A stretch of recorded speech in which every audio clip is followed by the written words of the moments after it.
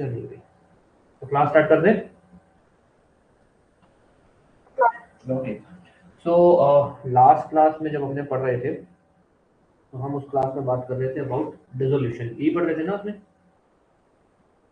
Good morning class में आ जा फटाफट।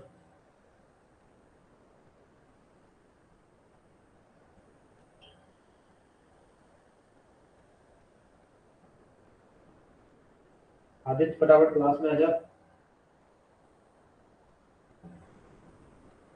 क्लास स्टार्ट कर दी मैंने, 1 मिनट वेट कर रहे हैं बस। सर आप एक दिन लेट चल रहे हैं बट कोई बात नहीं, हैप्पी रिपब्लिक डे। 1 मिनट। हाँ चलो, तो लास्ट क्लास अपने डिसोल्यूशन पे ही पढ़ रहे थे ना। एक बार बता देना यार, कंफर्म कर देना। ठीक है, ओके। तो पहले एक बार बात कर लेते हैं जो हम लोग बेरेक में नहीं बात करते हैं, या फिर जो अगर बात की ना भाई अपने से paper exam point of view से जरूरी है क्या, तो अपने लिए जरूरी नहीं है कि भाई डिसोल्यूशन का इन डिटेल क्या होता है। बट हमको ये बात इसलिए जाननी जरूरी है क्योंकि हमसे एक क्वेश्चन आता है जो शायद आपसे कभी इंटरव्यू में पूछ लिया जाए कि भाई अगर 2 पार्टनर हैं और उनमें से एक पार्टनर रिटायर कर गया तो क्या फर्म डिसॉल्व होगी क्या। ये क्वेश्चन है जो मतलब एक ऐसे लेवल का क्वेश्चन है जिसको आंसर करना इज लाइक अपने को अच्छी खासी नॉलेज चाहिए कि पहले भाई डिसोल्यूशन होता क्या है, रिटायरमेंट होता क्या है। हो गया था फिर।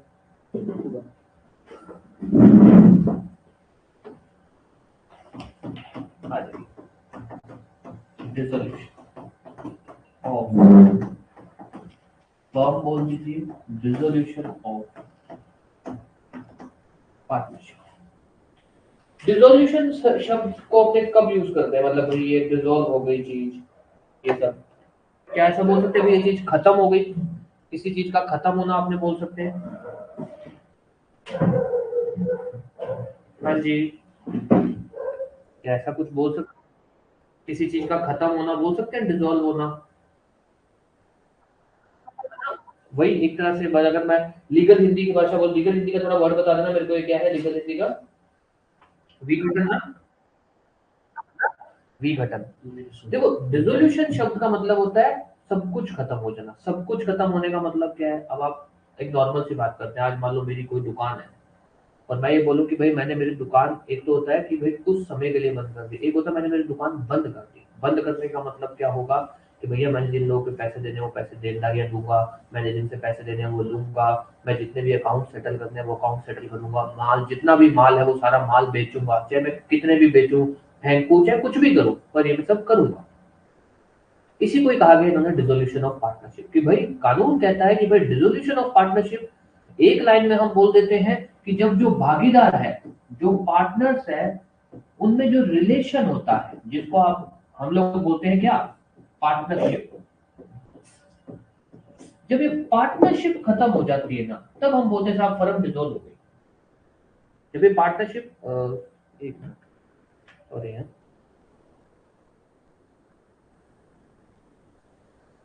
ठीक अब नहीं होगा, अब ब्लर नहीं होगा। जब ये पार्टनरशिप खत्म हो जाती है तब हम बोलते हैं डिसोल्यूशन।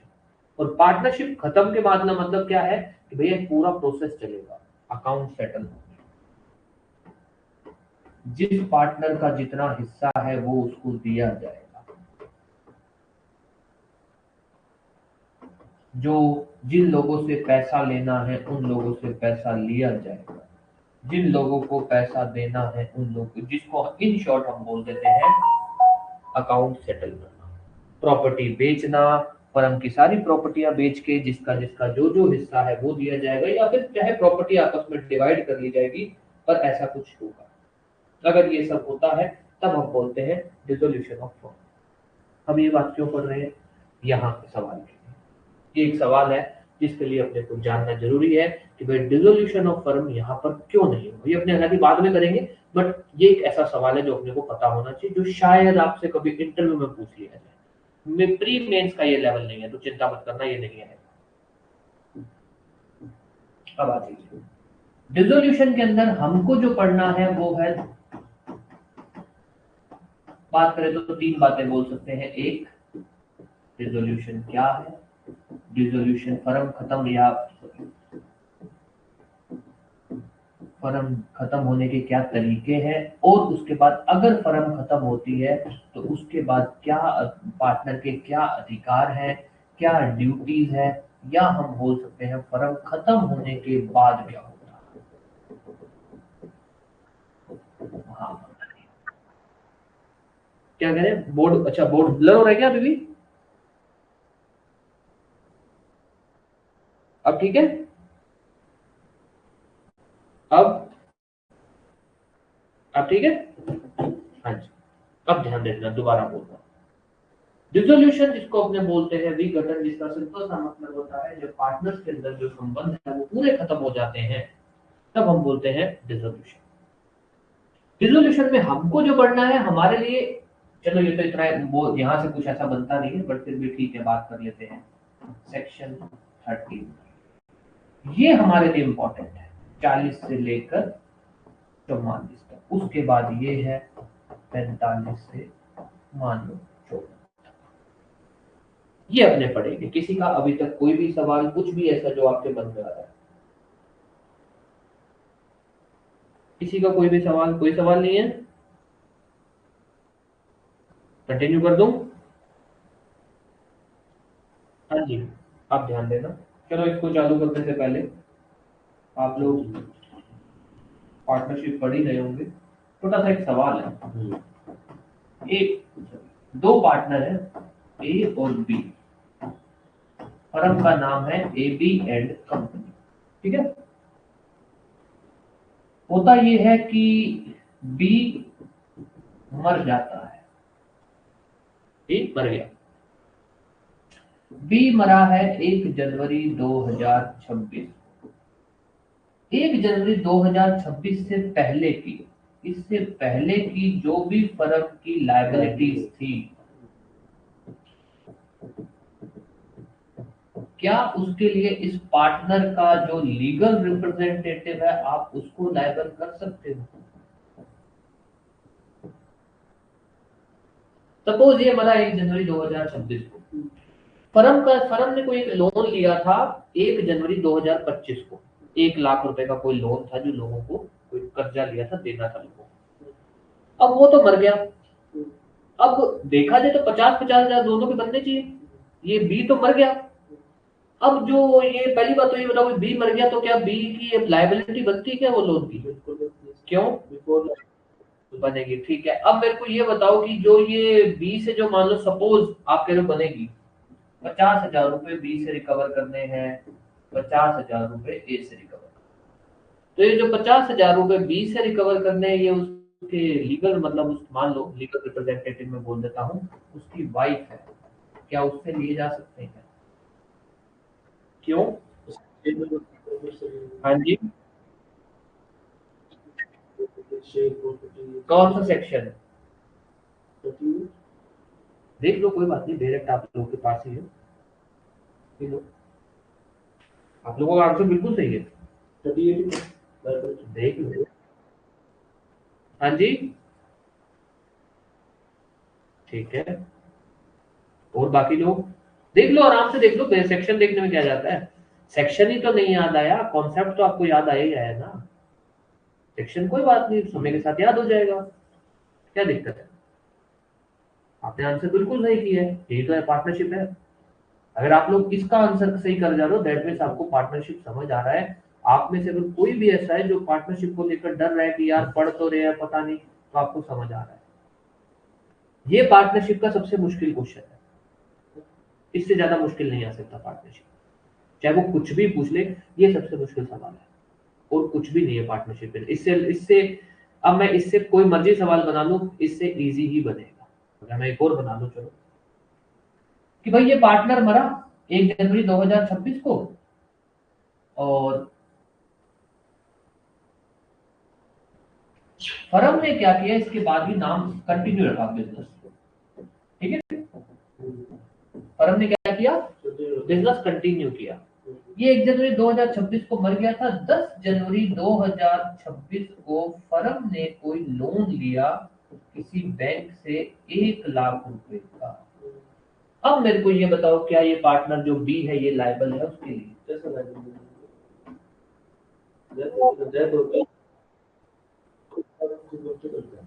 इतना है पार्टनरशिप। तो आप लोग पार्टनरशिप में बिल्कुल मत घबराओ। जितना अपने पढ़ रहे हैं, जो मैं आपको डिक्टेट करवा रहा हूँ वही आपको मैं नोट्स दूंगा, वही आपको पढ़ना है, उतना ही पढ़ना है। हाँ ठीक है, जो एग्जाम्पल्स हैं अपने ऐसा करेंगे कि भाई ऐसा तो नहीं बोल रहा हूँ कि ये लेक्चर के मतलब जब ये सब्जेक्ट खत्म होगा उसके बाद ही, जब आप लोग 1 या 2 बार टेस्ट दे चुके होंगे, फिर अपने क्या करेंगे, संडे टू संडे या कोई भी 1 या 2 दिन लेक्चर रख के सिर्फ इलस्ट्रेशंस करेंगे कि अगर भाई पार्टनरशिप में से एग्जाम्पल बन सकते हैं, किसी भी टॉपिक में से बन सकते हैं, तो वो क्या क्या बन सकते हैं वो अपने सारे कवर करेंगे। तो अगर आपको किसी को इलस्ट्रेशन बेस्ड क्वेश्चन में अगर डर भी लग रहा हो तो कोई दिक्कत नहीं है। अभी आप आपका जो कॉन्सेप्ट है वो स्ट्रॉन्ग कर लो, आपका कॉन्सेप्ट स्ट्रॉन्ग हो जाएगा, आप अपने इलस्ट्रेशन कर लेंगे। ठीक है, किसी का कोई भी सवाल अपने क्लास चालू कर दें। मुझे उम्मीद नहीं थी आप लोग आंसर कर दोगे।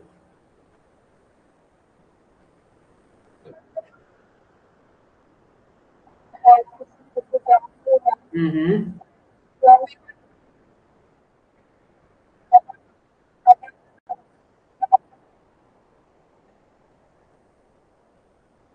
नहीं, एग्जाम में अपने को ना मेंस के अंदर सिर्फ इलस्ट्रेशन पूछी जाती है, वो सेक्शन नहीं देता है आपको। प्री में इलस्ट्रेशन बेस्ड क्वेश्चन अगर कभी भी आएगा तो या तो वो ऐसे बोलेगा कि भाई सेक्शन 35 के हिसाब से बताओ, या बोलेगा सेक्शन 28 के हिसाब से बताओ। बट सेक्शन 28 लगता ही इस केस में, सेक्शन 35 लगता है जो अपने पिछला एग्जाम्पल लिया कि भैया मरने से पहले जो उसकी लायबिलिटी थी उसके लिए कौन होगा, उसकी फर्म, उसकी प्रॉपर्टी लायबिलिटी पार्ट। मरने है ना, तो वो दोनों अलग अलग है। 35 लगता है मरने से पहले वाली लायबिलिटी में, मरने के बाद तो 28 रोल में आ जाता है, वो कहता है भैया अब ये लायबल नहीं होगा, ये मर चुका है, ना ये ना इसके लीगल रिप्रेजेंटेटिव। ठीक है, चलिए अब आ जाइए क्लास चालू करते हैं। तो डिसोल्यूशन के अंदर अगर हम बात करें डिसोल्यूशन क्या होता है, तो उसको लेकर है आपका सेक्शन 39 जो सीधी सी बात बोलता है कि डिसोल्यूशन शब्द का मतलब है जब पार्टनरशिप खत्म हो जाती है। अब पार्टनरशिप का मतलब क्या होता है, अगर हम पार्टनरशिप बोले तो पार्टनरशिप का मतलब है साहब संबंध, एक संबंध पार्टनर्स के बीच में, भागीदारों के बीच में जो संबंध होते हैं,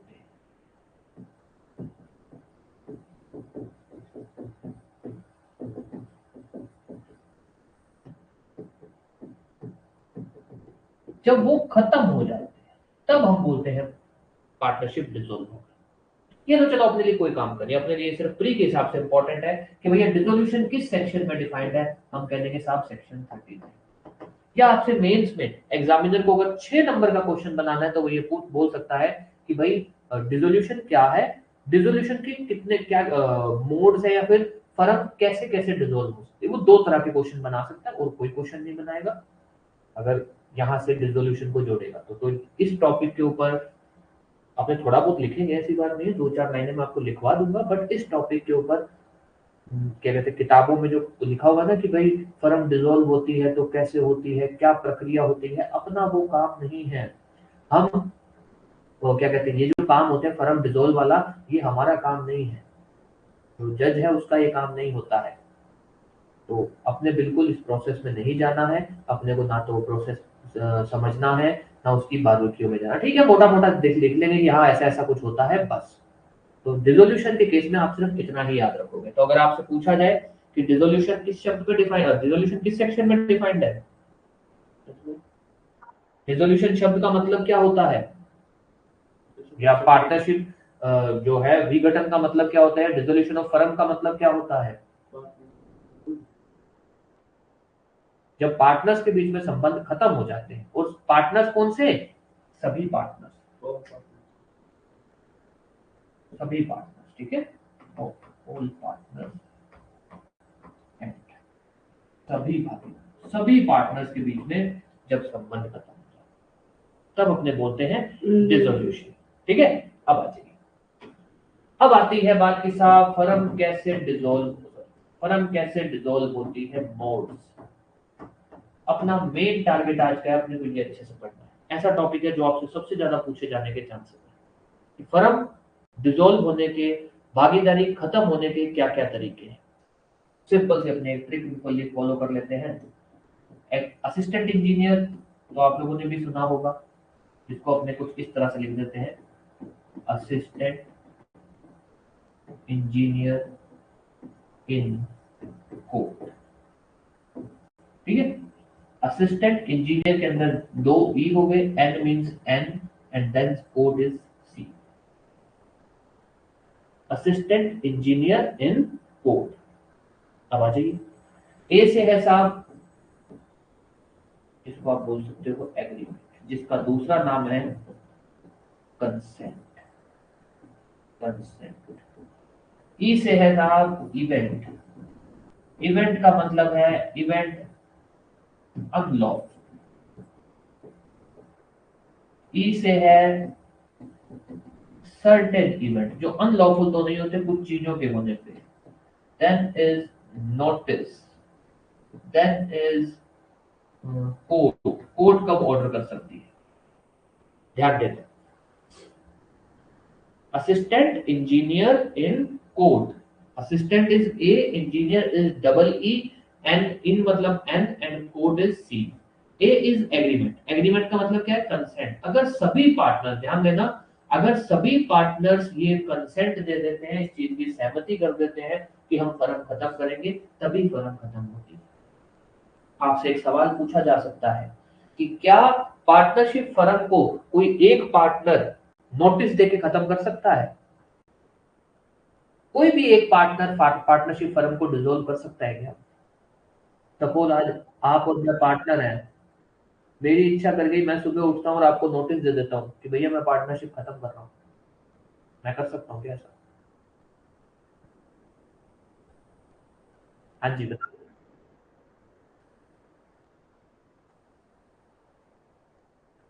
नहीं, मैं वही कह रहा हूँ कि क्या एक पार्टनर पार्टनरशिप फर्म को खत्म कर सकता है क्या, डिसॉल्व कर सकता है क्या? ठीक है।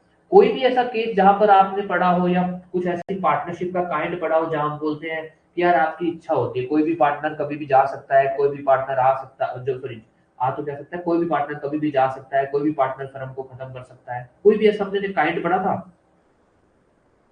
Actually, ध्यान दें। हाँ, अब इसको वो दो तरीके से पूछ सकता है। नंबर वन, अगर वो आपसे ये पूछता है कि भैया अगर पार्टनरशिप है तो उसको एक पार्टनर खत्म कर सकता है क्या? सर नहीं कर सकता, सभी की सहमति चाहिए। वो बोले पार्टनरशिप एट विल है, तब क्या एक पार्टनर खत्म कर सकता है? सर खत्म कर सकता है। ये यहां पे लिखा है। तो हम यहां पर जो बोल रहे हैं वो हम नॉर्मल पार्टनरशिप की बात कर रहे हैं, जिसमें पार्टनरशिप एट विल नहीं आती है। अब आ जाइए, इसको हम बोलते हैं कंपलसरी या फिर पार्टनर, इसको आप कंपलसरी डिसोल्यूशन बोल सकते हो, डिसोल्यूशन बाय लॉ बोल सकते हो, कि भाई पार्टनर्स जो काम कर रहे थे अगर वो अनलॉफुल हो जाए। सपोज आपका और मेरा आज एक पार्टनरशिप में बिजनेस है होटल चलाने का। आज सरकार ऑर्डर होटल चलाने का, मान लो हमारा जो होटल है वो नॉनवेज का होटल है। आज सरकार एक ऑर्डर निकाल देती है कि भैया नॉनवेज इंडिया में बैन किया जाता है, बनेगा ही। अब अपना बिजनेस अनलॉफुल हो गया। दिस इज सेक्शन, स्टार्ट होता है 40 से 41, जिसको आप कंपलसरी या फिर डिसोल्यूशन बाय लॉ बोलते हैं, कि भैया अगर जो फर्म बिजनेस कर रही थी वो बिजनेस अनलॉफुल हो जाता है। एक, इसमें हम ये भी बात करेंगे कि अगर फर्म जिस बिजनेस के लिए बनी है अगर वो बिजनेस भी अनलॉफुल है, हम उसको पार्टनरशिप फर्म नहीं मानेंगे, क्योंकि कानून बोलता है कि अनलॉफुल एक्टिविटी की कोई पार्टनरशिप या अनलॉफुल एक्टिविटी की के व्यापार को हम रिकॉग्नाइज नहीं करते। हम बात बोलते हैं कि भाई अगर कोई भी संबंध व्यापार के लिए बन रहा है तो वो पार्टनरशिप है, पर अगर वो व्यापार ही अनलॉफुल है तो हम उसको व्यापार मानेंगे ही नहीं। एक, अगर पार्टनरशिप जो रिलेशन है या फिर जो फर्म है वो अनलॉफुल एक्टिविटी के लिए हो रही है, हम उसको पार्टनरशिप नहीं मानते हैं एज पर लॉ। दूसरा, अगर पार्टनरशिप फर्म जिस बिजनेस के लिए बनी थी और जब बनी थी तब वो गलत नहीं थी, पर बाद में अगर वो अनलॉफुल हो जाती है, तब हम बोलते हैं कि अब वो पार्टनरशिप क्या हो गई, डिसॉल्व हो गई। इसको लेकर कोई भी सवाल? अभी अपने इसको डिटेल में बात करेंगे, एक बार थोड़ा इंट्रोडक्शन दे रहा हूँ आपको। कोई भी सवाल नहीं है? इसमें दो चीजें याद रखनी है, ठीक है भाई। ये अनलॉफुल में दो दो एरिया कवर होते हैं। एक, जब फर्म बनी तब बिजनेस अनलॉफुल था। दूसरा, फर्म बनने के बाद बिजनेस अनलॉफुल हो गया। एक तो जब बनी तब, एक बनने के बाद। बनने के बाद कैसे होगा? जैसे मैंने भी आपको नॉनवेज वाला एग्जांपल दिया कि भाई आज के समय में आप होटल खोलो, उसमें वेज नॉनवेज जैसे मर्जी चलाओ, परमिशन लो और चलाओ, कोई दिक्कत नहीं है। तो सपोज आज जो नॉनवेज होटल चल रहे हैं और आज सरकार ऑर्डर निकाल दे, अब तो वो काम अनलॉफुल हो गया ना। तब क्या होगा? देन कम्स तीसरा, section 42, which is event. Event is like कुछ सर्टेन कंडीशन, कुछ सर्टेन सिचुएशंस है जहां पर कानून बोलता है कि भैया फर्म डिसॉल्व होगी नहीं होगी। जैसे कि हमने इसमें लिखा था सीआईडी का टेन्योर, या सीआईडी की टर्म। टेन्योर बोल दो टर्म। सी मींस कंप्लीट। फर्म जिस काम के लिए बनी थी, पार्टनरशिप बिजनेस जिस काम के लिए बनाया गया था, वो बिजनेस कंप्लीट हो गया। जरूरी थोड़ी है, याद है अपने ने एक पढ़ा था पर्टिकुलर पार्टनरशिप। जरूरी थोड़ी है भाई पार्टनरशिप इसी चीज के लिए बने कि भैया चलती जाएगी। आपने और मैंने आज भागीदारी की किस चीज की? कि एक घर बनाएंगे, मिलकर एक घर बनाएंगे, बात खत्म। कंस्ट्रक्शन का काम है, मिलकर एक घर बनाएंगे, उसके बाद आपके रास्ते अलग, मेरे रास्ते अलग। हमारा तो उस प्रोजेक्ट का पार्टनरशिप है ना। वो प्रोजेक्ट जब कंप्लीट हो जाएगा, पार्टनरशिप भी खत्म हो जाएगी। ये कह रहा है कि भैया अगर जो पार्टनर, जो लोग पार्टनरशिप में आए थे, वो किसी पर्टिकुलर पर्पस से आए थे, एक किसी प्रोजेक्ट के लिए आए थे, वो प्रोजेक्ट कंप्लीट हो गया, पार्टनरशिप भी खत्म हो गई। एक। दूसरा, इंसॉल्वेंसी। अगर कोई भी एक पार्टनर दिवालिया घोषित हो जाता है तब भी फर्म डिसॉल्व हो जाती है। डेथ, अगर कोई भी एक पार्टनर मर जाता है तब भी फर्म डिसॉल्व हो जाती है। अगर फर्म जो है किसी टाइम पीरियड के लिए बनाई गई थी, जब पार्टनर्स ने फर्म बनाई थी ना, उस समय सपोज उन्होंने बात कर रही थी कि भैया ये फर्म की टाइम का क्या कहते हैं, हाँ टेन्योर है 2 साल 3 साल, तो उसके बाद अपने आप खत्म हो जाए। आप कंटिन्यू करो, वो कानून नहीं मना कर रहा, आप कंटिन्यू करो, पर 2 या 3 साल के बाद जो आपने कॉन्ट्रैक्ट कर रखा था, जो आपने आपस में बातें कर रखी थी, वो नहीं लागू होगी। उसके बाद अगर आप कंटिन्यू कर रहे हो तो वो आपकी मानी जाएगी पार्टनरशिप एट विल, क्योंकि जो आपने पार्टनरशिप की थी वो खत्म हो गई। उसके बाद कंटिन्यू कर रहे हो तो वो वाला कॉन्ट्रैक्ट तो चल नहीं रहा। अब क्या चलेगा? पार्टनरशिप एट विल, जिसमें कोई रूल्स एंड रेगुलेशन नहीं आती, कभी भी कोई भी जा सकता है। ये एक। Tenth comes notice.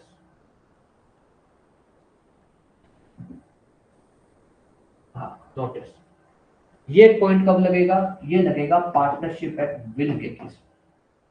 इसमें बस एक सवाल है जो आपसे पूछा जा सकता है कि अगर पार्टनरशिप एट विल के अंदर पार्टनर फर्म को डिसॉल्व करना चाहता है तो क्या उसको नोटिस राइटिंग में देना जरूरी है? ये ध्यान रख लेना। पार्टनरशिप एट विल के केस के अंदर अगर आपको कुछ भी करना है, आपको खुद बाहर निकलना है, आपको फर्म डिसॉल्व करनी है, आपको राइटिंग में नोटिस देना होगा।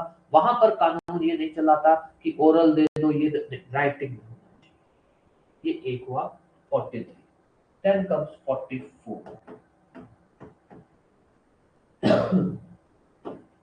सेक्शन 44 जिसको हम बोलते हैं डिसोल्यूशन बाय कोर्ट।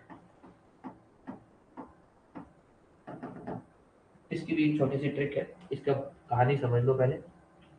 इसके अंदर क्या है, कुछ एक सिचुएशन बताई है जिसके अंदर कोई भी पार्टनर, ऐसा नहीं कि सिर्फ जो पार्टनर जिसकी गलती नहीं है वही जा सकता है, कोई भी पार्टनर कोर्ट में जाके फर्म को खत्म करवा सकता है, कोई भी पार्टनर जा सकता है। जैसे कि इसमें ट्रिक है, आई एम लार्सन एंड टॉब्रो। पहला तो ये ट्रिक ले आते हैं, IMLT, आई। अगर कोई भी एक पार्टनर परमानेंटली इनकेपेबल हो गया, परमानेंट याद कि भाई डिसेबल, हम वही डिसेबल बोल दो, परमानेंटली इनकेपेबल हो गया, परमानेंटली कि अब ये सही नहीं होगा, क्यों नहीं, सपोज कोमा में चला गया, तो कोई भी एक पार्टनर जाके फर्म डिसॉल्व करवा सकता। अच्छा, इसके केस में कौन जाएगा? इसके घर वाले चले जाएंगे, या इसके बिहाफ पे कोई चला जाएगा फर्म को डिसॉल्व करवाने। देन एंड, कोई भी एक पार्टनर अगर अनसाउंड माइंड हो जाता है, मेंटली अनस्टेबल हो जाता है, तब हम बोलते हैं कि भैया इस केस के अंदर भी कोई भी एक पार्टनर जाके फर्म डिसॉल्व कर सकता है। तो ध्यान देना, I am Larsen and Toubro, एक इनकेपेबल मतलब फिजिकली डिसेबल ऐसा कुछ, दूसरा अनसाउंड माइंड, तीसरा is L.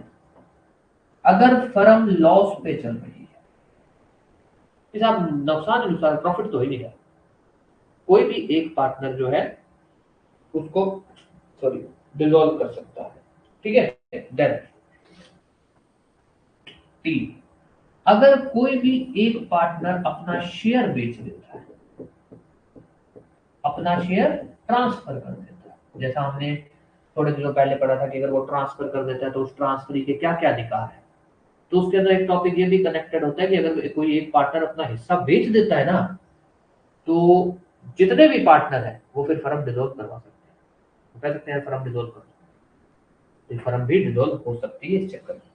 Then I M L N T, that is L&T committed breach of contract, breach of contract। Then सबसे पहला तो आ जाएगी ब्रीच, पहला है ही ब्रीच, बी से ब्रीच। अगर कोई भी एक पार्टनर, जो पार्टनर्स के बीच में आपस में जो कॉन्ट्रैक्ट हुआ था ना, उसका ब्रीच करता है, उसका ब्रीच करता है। ये कौन सी से है, कंडक्ट। अगर कोई भी एक पार्टनर ऐसे किसी एक्ट, कंडक्ट मतलब एक तरह का फिजिकल एक्टिविटी, ऐसे किसी एक्ट के लिए गिल्टी पाया गया है कि उस इस गिल्टी की वजह से फर्म का बिजनेस अफेक्ट हो। अब मान लीजिए कोई एक पार्टनर किसी ऑफेंस के लिए गिल्टी पाया गया, तो वही फर्म का बिजनेस तो अफेक्ट होगा, क्योंकि पार्टनर की गुडविल फर्म की गुडविल। कह सकते हैं साहब अब तो ये इसको सजा हो गई है और अब इसकी बदनामी हुई है, फर्म की भी बदनामी हुई है, अब फर्म की गुडविल तो खराब हो गई है, अब वो पहले वाली बात तो रहेगी नहीं, तो अब हम फर्म डिसॉल्व करना चाहते हैं। और सिर्फ ऐसा नहीं कि किसी ऑफेंस के अंदर कोर्ट ने सजा सुनाई हो, मान लो उसने आपस में ये पार्टनर्स लड़ पड़े, उसने एक दूसरे को थप्पड़ मार दिया, कुछ ऐसा, तो वो कह दे कि साहब अब हमारी आपस में लड़ाई हो चुकी है, अब हम लोग एक साथ काम नहीं कर सकते। तो कुछ भी ऐसा लगे कि यार कोई भी एक पार्टनर, एक या एक से ज्यादा पार्टनर ऐसे किसी एक्ट के लिए या ऐसे किसी एक्ट में इन्वॉल्व है कि अब फर्म को साथ या इन लोगों को फर्म साथ में चलाना एक थोड़ा मुश्किल हो जाएगा। तो ध्यान दे देना, दोबारा आते हैं क्योंकि अपना यहाँ से हमने टॉपिक चालू किया। सबसे पहले जो पहला आपका टॉपिक सेक्शन 39 इतना बड़ा नहीं है आपके लिए, जो आपका सेक्शन 40 है ना, जो आपका सेक्शन 40 है वो भी इजी है, सेक्शन 41 भी इजी है, 42 भी इजी है, 43 भी इजी है। बस आपको एक ये मार्क करके रखना है कि इसमें आपको ध्यान रखना, बाकी में आपको कहीं कोई दिक्कत नहीं, क्योंकि ये बहुत इजी है, इनमें जो बातें लिखी गई है वो बहुत सिंपल है। बस एक ये 44 है जो आपको थोड़ा बहुत तंग कर सकता है, बाकी आपको कहीं कोई दिक्कत नहीं है। ठीक है, तो अपने क्लास स्टार्ट करते हैं। पहली बात, डिसोल्यूशन कहाँ कौन से सेक्शन में डिफाइंड है, डिसोल्यूशन कौन से सेक्शन में डिफाइंड है, 39। डिसोल्यूशन के कितने मोड्स हैं, व्हाट आर कितने काइंड्स ऑफ डिसोल्यूशन है, कितने प्रकार हैं,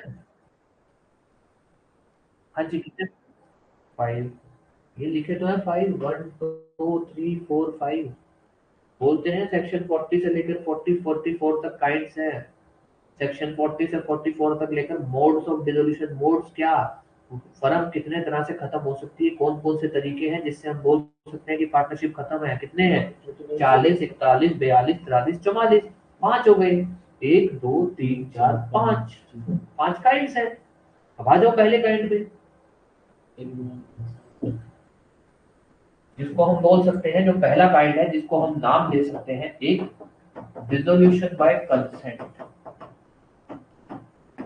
या फिर जिसको हम बोल सकते हैं डिसोल्यूशन बाय एग्रीमेंट। आप कैसे भी, क्योंकि एग्रीमेंट का भी मतलब ये होता है ना आपस में समझौता, तो dissolution by consent, dissolution by agreement. सबसे पहली बात, ये कौन सा सेक्शन है, कौन सा सेक्शन है डिसोल्यूशन बाय कंसेंट का, कौन सा है। सबसे पहला सवाल आप ही लोग बताओ, मैं तो मेरे को तो कुछ सिर्फ लिखना ही है। ये जो सेक्शन 40 है जो बोलता है कि आप फर्म को मतलब डिसॉल्व कर सकते हो समझौते से, ये क्या हर तरह की फर्म में लगता है, सॉरी हर तरह की पार्टनरशिप में लगता है? नहीं लगता ना। तो ध्यान आपने ऐसे लिखेंगे अप्लाई टू ऑल काइंड, सभी प्रकार की भागीदारी को लगता है ये। और किसको नहीं लगता? एक्सेप्ट पार्टनरशिप एट, जो इच्छा अनुसार भागीदारी, एक्सेप्ट पार्टनरशिप एट विल। मैं आपको कह रहा हूँ बस आप लोग को सिर्फ अभी सेक्शन ही नहीं याद होंगे, बाकी टॉपिक ये मुश्किल नहीं है, आप लोगों को लगभग चीजें याद होंगी। हाँ, तो अब ध्यान है सबसे पहली बात कि भाई सेक्शन 40 जो बात करता है कि भाई पार्टनर्स आपस में समझौता करके, आपस में कंसेंट करके पार्टनरशिप खत्म कर सकते हैं, तो वो सभी तरह की पार्टनरशिप को लगता है, बस पार्टनरशिप एट विल को नहीं लगता। Number one. अच्छा, उसके बाद कंसेंट सभी की चाहिए या किसी एक पार्टनर की चाहिए? सभी की चाहिए, तो कंसेंट ऑल पार्टनर्स की। दूसरा सवाल जो आपसे पूछा जा सकता है कि भैया डिसोल्यूशन बाय एग्रीमेंट, या फिर हो सकता है वो सिर्फ ये लिख दे कि सेक्शन 40 के अंदर फर्म को डिसॉल्व करने के लिए सभी पार्टनर्स की कंसेंट चाहिए या सिर्फ एक पार्टनर की या मेजॉरिटी की? सभी। तो ध्यान दे देना, पहला सवाल ये डिसोल्यूशन बाय कंसेंट किस तरह की पार्टनरशिप को लगता है। दूसरा सवाल कि जो हम बोल रहे हैं कि भैया आप लोग समझौते से आपस में कंसेंट से या समझौते से फर्म को खत्म कर सकते हो, तो उसका मतलब क्या है? समझौता किन का? सभी का, किसी एक का, या फिर मेजॉरिटी का? सभी का। अब अपने इसको लिख देते हैं कि भैया सेक्शन 40 ये बात बोलता है कि partnership except partnership at will, इसको आप डिसॉल्व कर सकते हैं by consent between all partners. तो पहला सवाल सेक्शन 40 किस तरह की पार्टनरशिप को लगता है, किस तरह की पार्टनरशिप को नहीं लगता है, और जो कंसेंट है किनका चाहिए, सभी का या मेजॉरिटी? दो ही लाइन इसमें बनेगी, किसी का कोई भी सवाल फिर मैं इसको पहले को क्लियरफाई दूंगा। हाँ जी,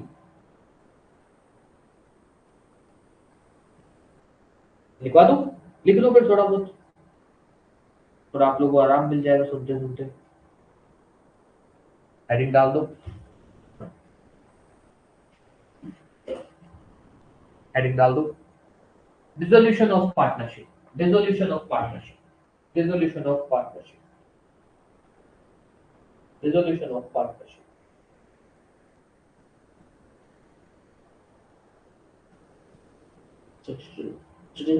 dissolution of partnership section 39 to 54, 39 to 54 है कि 55 है वो देखना है यार। 55 है ना, 55 है, बस देख लेना ना, 55, ठीक है, 39 टू 55, सॉरी यार। चलो इसमें हेडिंग डालिए, इसमें हेडिंग डालिए what is dissolution of partnership, what is dissolution of partnership, what is dissolution of partnership. Section 39, section 39, section 39, section 39। Yes. Dissolution of partnership means, dissolution of partnership means, dissolution of partnership means when, when, when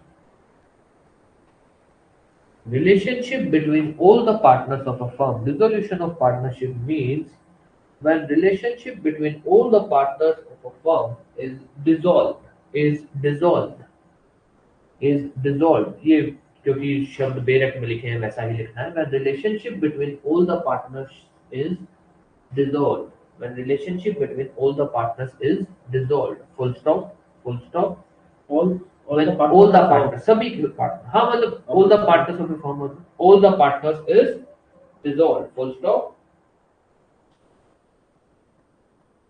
full stop, ठीक है। अब बेरट से आगे क्या है, ठीक है, it ends, it ends, it ends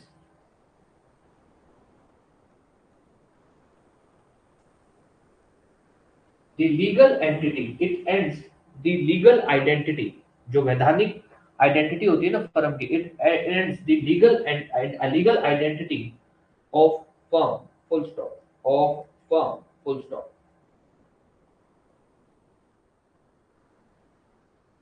ठीक है, इतना बहुत है, ये लीगल आइडेंटिटी को खत्म कर देता है, बहुत है। ठीक है, अब लिखिए, हेडिंग डालिए, मोड्स ऑफ डिसोल्यूशन।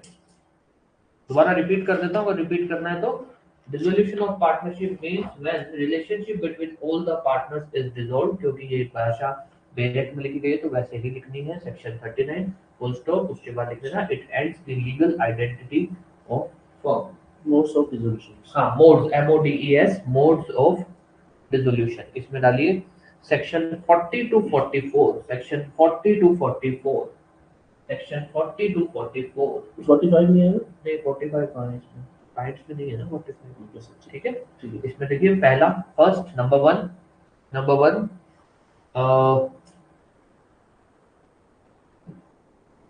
ऐसे डाल दीजिए, dissolution by consent, dissolution by consent और डिसोल्यूशन बाय एग्रीमेंट। वो कैसे भी पूछ सकता है ना, तो अगर तो उसने डिसोल्यूशन बाय कंसेंट पूछा तो भी, और अगर एग्रीमेंट पूछे तब भी ये लिखना है, डिसोल्यूशन बाय कंसेंट और डिसोल्यूशन बाय एग्रीमेंट, या फिर ऐसे लिख सकते हो डिसोल्यूशन बाय कंसेंट और बाय एग्रीमेंट। ठीक है, ब्रैकेट में लिख दो सेक्शन 40, सेक्शन 40, इसमें लिखिए, लिखिए when when when the partnership firm is dissolved is dissolved with the consent of all the partners, with the consent of all the partners, with the consent of all the partners।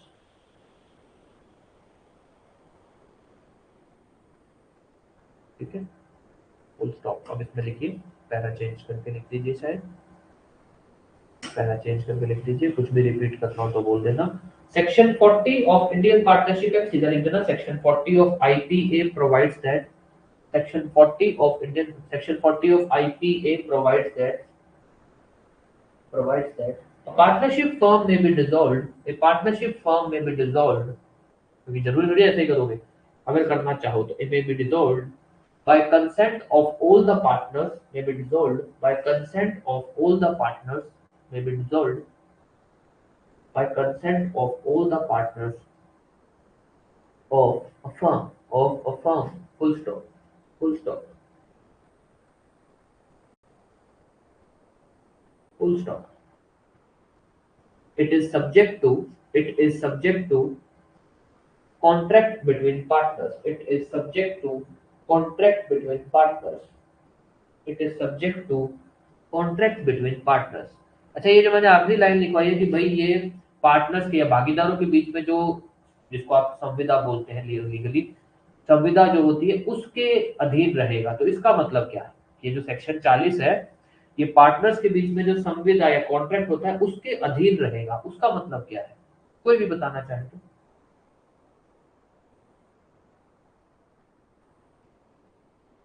हाँ, ये जो भी हालांकि अपने बार बार बात कर चुके हैं, बट ये अपने इसलिए लिख देते हैं ताकि एक कंप्लीट आंसर बने कि भाई हम ये बोल रहे हैं कि पार्टनरशिप जो है सभी पार्टनर्स की कंसेंट से खत्म हो सकती है, पर अगर पार्टनर्स ने कुछ और कॉन्ट्रैक्ट कर रखा है, भाई उन्होंने आपस में कॉन्ट्रैक्ट करके क्या रखा है कि कोई भी पार्टनर कभी भी खत्म कर सकता है, तब फिर हम उसे फॉलो, तो हम बोलते हैं कि भैया it is subject to contract between partners. किसी को इसमें कोई भी डाउट? हाँ जी, कोई डाउट नहीं है? यस, आगे लिखवा दो। Yes sir. हाँ जी, आगे लिखवा दो। ठीक है, अब जो लिखवा रहे हैं वो इसमें लिखना, मतलब कभी भी इसमें पूछा जाए तब मत लिखना, ये तो ये कि एग्जांपल वाले क्वेश्चंस में ध्यान रखना है, तो इसलिए लिख लो, in in case of partnership at will, in case of partnership at will, ताकि याद रहे, कभी इलस्ट्रेशन बेस्ड क्वेश्चन आए तो हम सिर्फ इसी पे ना पड़े रहे। इन case of partnership at will, in case of partnership at will, partnership may be dissolved by any partner by notice in writing. Partnership may be dissolved by any partner by notice in writing. May be dissolved by any partner by notice in writing.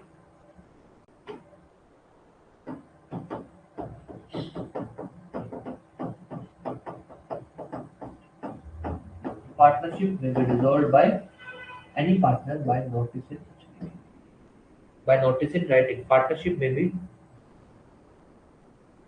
Modes में, मतलब समझे? अच्छा, modes में अपने modes of partnership bracket में लिखवाया section 40 से 44, number 1 लिखवाया dissolution of partnership bye consent और बाय एग्रीमेंट, उसके अंदर लिखवाया अभी तक ये।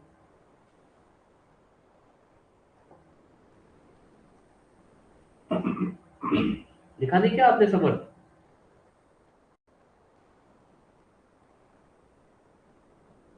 जी लिखा नहीं क्या समझ? नहीं लिखा तो बता दो, कोई बात नहीं।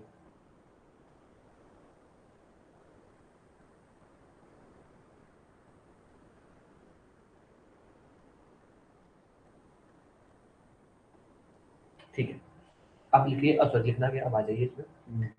इसको हमने बोलते हैं डिसोल्यूशन बाय लॉ बोल सकते हैं, इसको हमने बोल सकते हैं कंपल्सरी, दो नाम है इसके, ठीक है। डिसोल्यूशन बाय लॉ बोल दो या फिर कंपल्सरी, जिसका सीधा सा मतलब है कि भाई पार्टनर कोर्ट के पास नहीं गए थे, पार्टनर कानून के पास नहीं गए थे, लॉ ही उनके पास आया, भैया तुम्हारी फर्म हम खत्म कर रहे हैं, तो इसके अंदर हम बोलते हैं डिसोल्यूशन बाय लॉ। ना तो कोई कोर्ट का ऑर्डर है, ना कुछ कानून के अनुसार, विधि अनुसार कुछ ऐसा हुआ कि फर्म डिसॉल्व हो, तो हम बोलते हैं कि भाई अगर कुछ ऐसा होता है कि कोई लॉ आता है जो फर्म के बिजनेस को अनलॉफुल कर देता है, तो फर्म डिसॉल्व हो जाए। अब लॉ दो तरह से आ सकता है। एक तो लॉ ऐसा आता है जो फर्म का जो बिजनेस है उसी को ही अनलॉफुल कर देता है। एक कई बार लॉ ऐसा आता है जो किसी पार्टनर को प्रोहिबिट कर देता है, किसी मतलब सभी पार्टनर को प्रोहिबिट कर सकता है कि भैया आप बिजनेस नहीं कर सकते, ओल्ड पार्टनर। अब ये कैसे है सर? एक तो अपने ने एग्जांपल किया, एक तो अपने ने एग्जांपल किया कि एक मिनट समझ, तभी आ रहा हूं ना मैं, इसको बता दूं। एक तो अपने ने एग्जांपल किया कि भाई क्या था, भाई दो पार्टनर्स थे, बिजनेस था नॉनवेज का और रेस्टोरेंट था, और कानून आ गया कि भैया आप नॉनवेज नहीं बना सकते, बिजनेस खत्म। एक आ जाए, सपोज आज ऐसा आ जाए कि भाई कोर्ट क्या कानून आ जाए कि भाई स्कूल जैसे मान लो, हालांकि स्कूल एक बिजनेस नहीं माना जाता है बट प्रैक्टिकली तो व्यापारी है, तो स्कूल जो है, जितने भी स्कूल चल रहे हैं प्राइवेट नहीं चलेंगे, सबको सरकार ओवरटेक करेगी। अब वहां पर क्या होगा? कानून आ गया जी, कानून ने क्या कर दिया कि जो बिजनेस है उस बिजनेस को लेकर बोल दिया कि भाई क्या चलेंगे, कौन कर सकते हैं बिजनेस, सरकारी लोग कर सकते हैं, मतलब सरकार चलाएगी। अब वहां पर उन्होंने किन लोगों को रोका? पूरे बिजनेस को अनलॉफुल नहीं किया, प्राइवेट बंदों को रोक दिया। जितने भी पार्टनर्स थे ना, जितने भी प्राइवेट पर्सन थे, उनको कह दिया कि ना अब तुम ये बिजनेस नहीं कर सकते। तो हम ऐसा बोलते हैं, हालांकि इसमें अपने लिखे नहीं सिर्फ इतना ही कि अगर कोई भी कानून आता है या फिर ऐसा लॉ आता है जो फर्म के बिजनेस को अनलॉफुल कर देता है, अब वो अनलॉफुल कैसे भी कर दे सकता है, या तो वो बिजनेस को ही कह दे कि भैया ये बिजनेस आप नहीं कर सकते, व्यापार को ही प्रोहिबिट कर दे, या फिर पार्टनर्स पे रेस्ट्रिक्शन लगा दे, दोनों में से कुछ भी कर दे। फर्म का बिजनेस अनलॉफुल कैसे हो सकता है, या फर्म का बिजनेस अनलॉफुल जो हो सकता है वो कैसे हो सकता है? या तो वो फर्म का जो बिजनेस है उसी को ही डिक्लेयर कर दे अनलॉफुल कि भैया अब ये इलीगल है, या फिर वो क्या कर दे कि फर्म के जो पार्टनर्स हैं उनको ही प्रोहिबिट, आप ये नहीं कर सकते। बिजनेस अनलॉफुल नहीं है, व्यापार करना गलत नहीं है, पर यह है कि अब आप लोग नहीं कर सकते। सपोज ऐसा आ जाए कि भैया होटल वही लोग चला सकते हैं जिन्होंने होटल मैनेजमेंट की डिग्री कर रखी है, जिन लोगों ने नहीं कर रखी वो क्या करेंगे? नहीं चला सकते। सपोज ऐसा आ जाए कि भाई जैसे मान लो ये कंस्ट्रक्शन कंपनी वाले होते हैं कि अगर आपको कंस्ट्रक्शन कंपनी चलानी है तो आप खुद सिविल इंजीनियर होने चाहिए।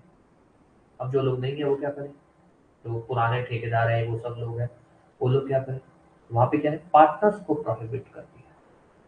तो हम बोलते हैं कि भाई ये जो आपका दूसरा मोड है जिसको हम डिसोल्यूशन बाय लॉ या फिर कंपल्सरी डिसोल्यूशन, इसको हम डिसोल्यूशन बाय लॉ विधि अनुसार विघटन इसलिए बोलते हैं क्योंकि इसके अंदर कानून आपके पास आता है। आप कोर्ट के पास नहीं जाते हो, कानून सॉरी कोर्ट आदेश नहीं देता है, कानून आपको आदेश देता है कि अब आप ये व्यापार नहीं कर सकते। कानून आपके बिजनेस को अनलॉफुल कर देता है तो आपकी फर्म का अपने आप खत्म हो जाता है। फर्म का काम तो व्यापार करना था, तो वो व्यापार कर नहीं सकते। कानून आपके बिजनेस को अनलॉफुल कैसे कर सकता है? दो तरीके हैं। एक, या तो वो आपके बिजनेस को ही अनलॉफुल डिक्लेयर कर देगा, या फिर आप जो पार्टनर्स हैं, सभी पार्टनर्स, उन सभी पार्टनर्स को प्रोहिबिट कर देगा। इसको लेकर कोई भी सवाल, कुछ भी? हाँ जी, कोई भी सवाल, कुछ भी? यस, ठीक है जी। अब इसमें एक छोटा सा सवाल है, उसमें बता दो। सपोज एक फर्म है, AB and company, AB and company. ये AB एंड कंपनी का जो काम है वो है कंस्ट्रक्शन। कंस्ट्रक्शन, ये AB एंड कंपनी कंस्ट्रक्शन का काम कहाँ लेती है? रोड बनाने का भी लेती है, ये सरकारी जो बिल्डिंग है वो बनाने का भी लेती है, ये जो प्राइवेट लोग जो घर बनाते हैं उसका भी लेती है, ठीक है, ये सब ऐसा सारे काम लेती है। हुआ क्या कि ये जो AB एंड कंपनी है ये सब तरह के काम लेती है, और सरकार ने ये कह दिया कि भैया अगर आपको सरकारी रोड बनानी है ना, तो उसके लिए सरकारी रोड प्राइवेट लोग नहीं बनाएंगे, सरकार खुद बनाएगी, प्राइवेट लोग नहीं बनाएंगे। अब ध्यान देना, सरकार ने कहा कि नीचे गेट बंद करके वो ट्विटर वाला था, वो बोला था सरकार ने क्या कह दिया कि भाई ये लोग कितने काम कर सकते थे? नंबर 1, नंबर 2, नंबर 3, कितने काम कर सकते थे? 3। सरकार ने क्या कह दिया कि जो आपका एक वाला काम है, 1 पॉइंट वाला, नंबर 1 वाला, वो आप नहीं कर सकते, वो प्राइवेट लोग नहीं कर सकते, वो सरकार खुद करेगी, ये आप कर सकते हो। अब बताइए फर्म डिसॉल्व होगी या नहीं? क्यों?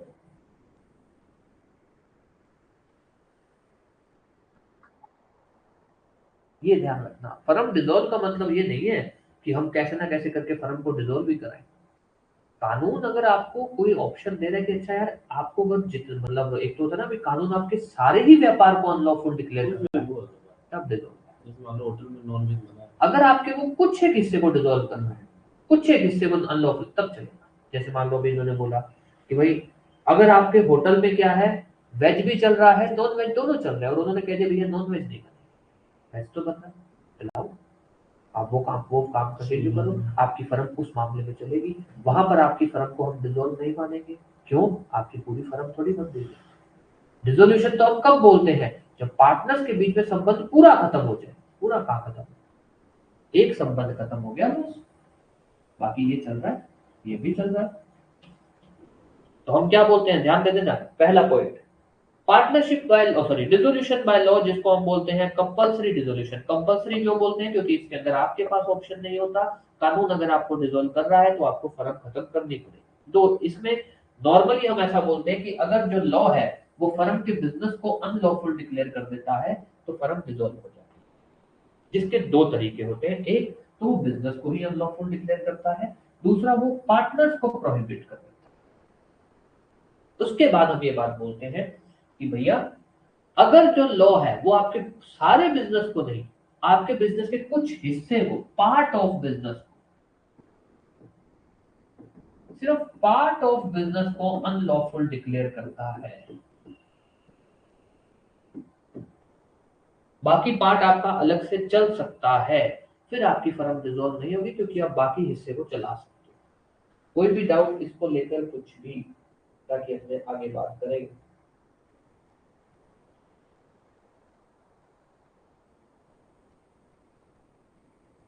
हाँ जी, कोई भी डाउट इसको लेकर? यस, कोई भी डाउट, कुछ भी? कोई डाउट नहीं है, लिखवा दो।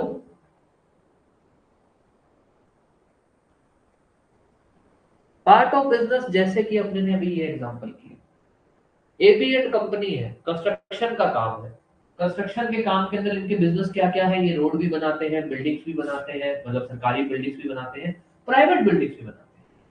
सरकार ने आज डिस्क्लेमर निकाल दिया कि जो सिर्फ सिर्फ रोड को निकाला है कि रोड जो है अब वो सरकार खुद बनाएगी, प्राइवेट लोग नहीं बना सकते। तो अब उनका जो ये रोड बनाने वाला बिजनेस था ये तो अनलॉफुल हो जाएगा, क्योंकि अब ये तो बना नहीं सकते। अगर ये बनाएंगे तो इलीगल माना जाएगा ना कि भैया तुम बना नहीं सकते हो, तुम कैसे ये व्यापार कर रहे हो।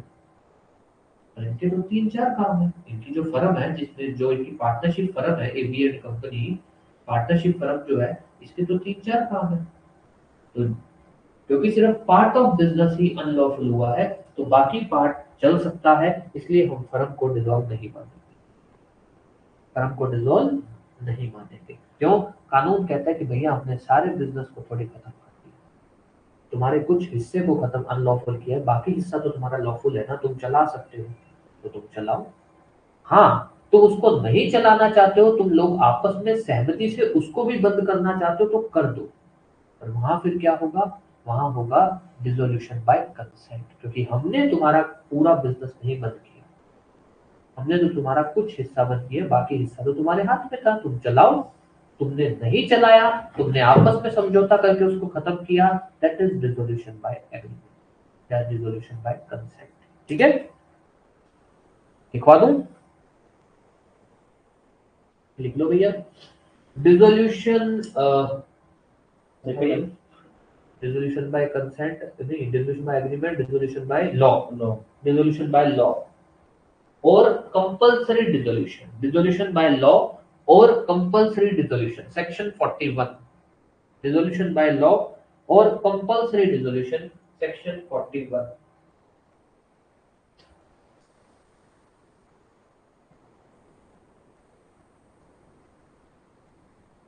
कंपल्सरी डिसोल्यूशन, हाँ, और compulsory dissolution, dissolution by law और कंपल्सरी डिसोल्यूशन ब्रैकेट में section 41।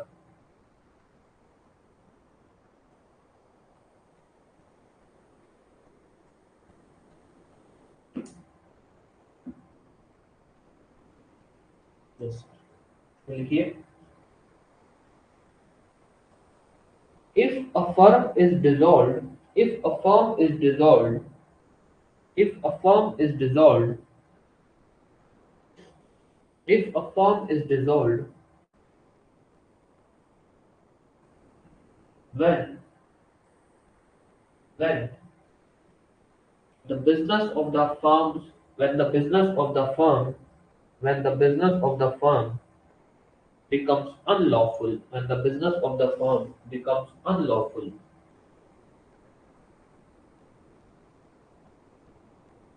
it is called as compulsory dissolution or dissolution by law.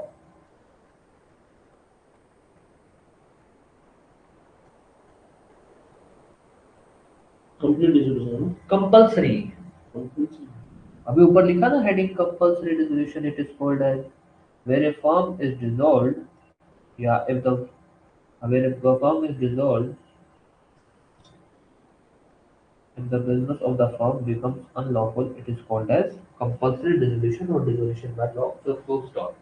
इसमें लिखिए सेक्शन पैरा चेंज करके section 41 of IPA provides that, section 41 of IPA provides that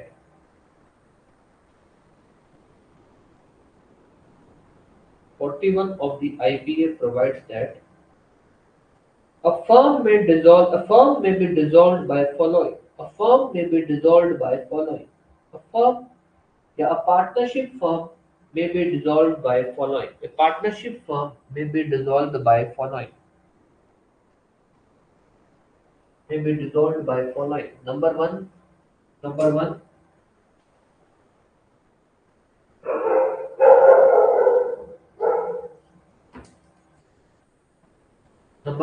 if on the happening of an event, if on the happening of an event, happening मतलब change of situations हो गई है, अब change of situation इसके अंदर law के through हुई है।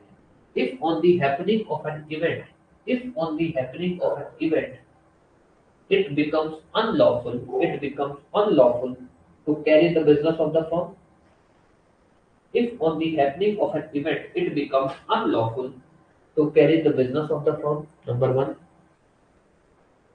if on the happening of an event it becomes unlawful to carry Yeah, to conduct the to carry the conductor to carry the business of the firm. Number one. Number two, if on the happening of an event it becomes unlawful to carry the business of the firm. Number one. Number two, if on the happening of an event, if on the happening of an event, if on the happening of an event, it becomes unlawful for the partners to carry the business. It becomes unlawful for the partners to carry the business. It becomes unlawful for the partners to carry the business.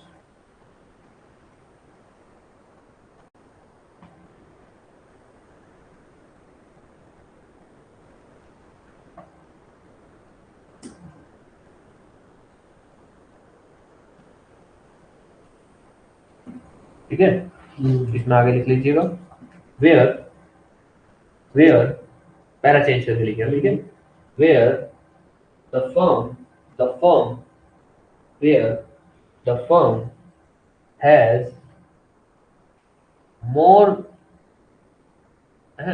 where the firm has one more than one or more than one undertakings मतलब business. Firm has one or more than one undertakings. Firm has one or more than one undertaking, comma, and any part एक undertaking कोई part of undertaking and any part or one of the undertaking becomes unlawful where the firm has more than one undertaking and any part of the undertaking becomes unlawful. It does not dissolve the firm. It does not dissolve the firm. It does not dissolve the firm. Where firm has one undertaking and any part of undertaking, या फिर firm has more than one undertaking and any one of the undertaking मतलब business of the firm becomes unlawful. It does not dissolve the firm. Does not dissolve the firm. Full stop. ठीक है, इसमें लिख लीजिए therefore. इसमें आगे हाँ therefore इसमें मतलब पैरा चेंज करके sorry therefore if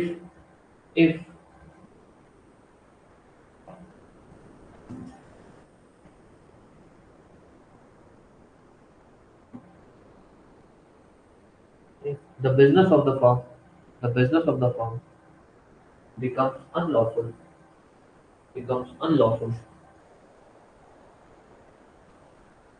due to any reason due to any reason due to any reason comma the firm is dissolved और उसको हम क्या बोलते हैं dissolution by law. The firm is dissolved, full stop. It is called as dissolution by law. It is called as dissolution by law. It is called as dissolution by law. ठीक है,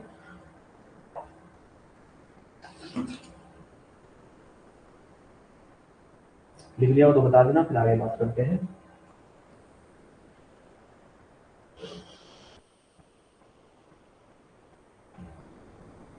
इसके अंदर कुछ भी ऐसा नहीं है कि it is subject to contract between partners. भैया कानून आपका बिजनेस अनलॉफुल कर रहा है, आप लोग ये आपस में थोड़ी कह सकते हो कि नहीं हम तो नहीं खत्म करेंगे. ये आपको नोट कानून के खिलाफ थोड़ी आप एग्रीमेंट कर सकते हो. इसमें मत ये लाइन लिख देना subject to contract between partners. ठीक है, हाँ जी, आगे बात करें. अब आ जाइए तीसरा जिसको अपने बोलते हैं कंटिंजेंसी. कंटिंजेंट भी बोल सकते हैं, कंटिंजेंसी बोल सकते हैं, या कुछ इवेंट हो जाते हैं ऐसे जिसकी बेस पर आपको फर्म को खत्म करना ही पड़ता है. कुछ अनसर्टेन इवेंट, अनसर्टेन अनएक्सपेक्टेड ऐसे इवेंट जिसके बाद आपको फर्म को डिसॉल्व करना ही पड़ता है. 40, 41 to 42 इसके अंदर सिंपल सा है कि भैया इन कंडीशंस में फर्म डिसॉल्व हो जाती है। नंबर 1 इज सीआईडी वाला ट्रिकी सीआईडी टर्म। भाई अगर जो फर्म है वो किसी पर्टिकुलर काम के लिए बनाई गई थी, पर्टिकुलर बिजनेस के लिए बनाई गई थी, पर्टिकुलर कोई काम काम बोल दो, अंडरटेकिंग बोल दो, और वो कंप्लीट। सीधी सी बात है, आप और मैं एक पार्टनरशिप फर्म बनाई किस लिए? कि भाई हम सिर्फ एक घर बनाए। जरूरी थोड़ी कि पार्टनरशिप में हो कि फर्म है जितने भी, ऐसा जरूरी थोड़ी है। इधर कि भाई आपने और मैंने एक व्यापार किया कि हम लोग पार्टनरशिप में एक घर बनाएंगे, उसको बेचेंगे, उससे जो भी मुनाफा आएगा वो आधा आधा करेंगे, बात ही करेंगे। हमारा और कुछ नहीं, भाई पार्टनरशिप में घर बनाएंगे, उससे उसको बेचेंगे, जो भी मुनाफा, उसके बाद कुछ, उसके बाद कुछ, अपना सिर्फ इतना ही प्रोजेक्ट है। तो कोई एक काम के लिए पार्टनरशिप फर्म हुई थी, वो खत्म हो गया, बात खत्म। दूसरा, कोई भी एक पार्टनर, सारे नहीं, कोई भी एक पार्टनर अगर दिवालिया हो जाता है, कोई भी एक पार्टनर अगर मर जाता है, कोई भी एक पार्टनर अगर मर जाता है, तब भी फर्म डिसॉल्व हो जाती है। चौथा, अगर जो फर्म है उसका एक फिक्स टर्म था, फर्म का एक फिक्स टर्म था, उसके बाद भी फर्म डिसॉल्व हो जाती है। अब ध्यान दो, सपोज ए और बी, इन्होंने पार्टनरशिप की, एपी एंड कंपनी, जिसमें इन्होंने लिखा कि हमारी फर्म होगी 2 साल तक, 2 इयर्स तक हम फर्म को चलाएंगे। उसके बाद दोनों लोगों की कंसेंट से हम कंटिन्यू कर सकते हैं। दोनों लोगों की अगर कंसेंट होगी तो हम कंटिन्यू कर सकते हैं। ये इन्होंने सन 2020 में चलाई थी, 2020 से 2022 आ गया, 2022 के अंदर भी, उसके बाद भी ये लोग कंटिन्यू करते हैं। आज 2026 आ गया। क्या जो भी इनकी फर्म है उसको यही कॉन्ट्रैक्ट लगेगा? इस कॉन्ट्रैक्ट में जो टर्म्स एंड कंडीशन है वही लगेगी? हाँ जी। सपोज इस कॉन्ट्रैक्ट के अंदर बात हुई थी कि ए और बी में जो प्रॉफिट शेयर होगा वो 60-40 होगा, क्या यही लगेगा यहाँ पर? सपोज इसमें बात हो रखी थी कि जितने भी ए के पास पूरा पावर ऑफ अटर्नी है, ए कुछ भी कर सकता है, ये इसमें बातें लिखी हुई थी जो जी टर्म्स एंड कॉन्ट्रैक्ट, तो क्या यही लगेगा इसके अंदर? दोबारा बोल रहा हूँ, ए और बी पार्टनरशिप करते हैं 2000 के अंदर, उस समय बात करते हैं कि हमारी पार्टनरशिप फर्म 2 साल के लिए होगी, उसके बाद दोनों लोग कंसेंट से उसको कंटिन्यू कर सकते हैं। 2 साल हो गए, उसके बाद ये लोग कंटिन्यू करते हैं। तो क्या 2 साल के बाद जो ये फर्म कंटिन्यू हो रही है, ये इस पर जो टर्म एंड कंडीशन लगेगी वो इसी कॉन्ट्रैक्ट की लगेगी क्या? या 2 साल बाद हम इस फर्म को डिसॉल्व मानेंगे?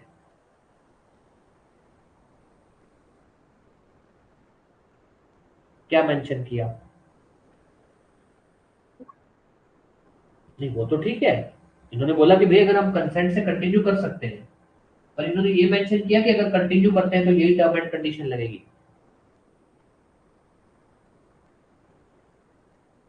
हाँ जी,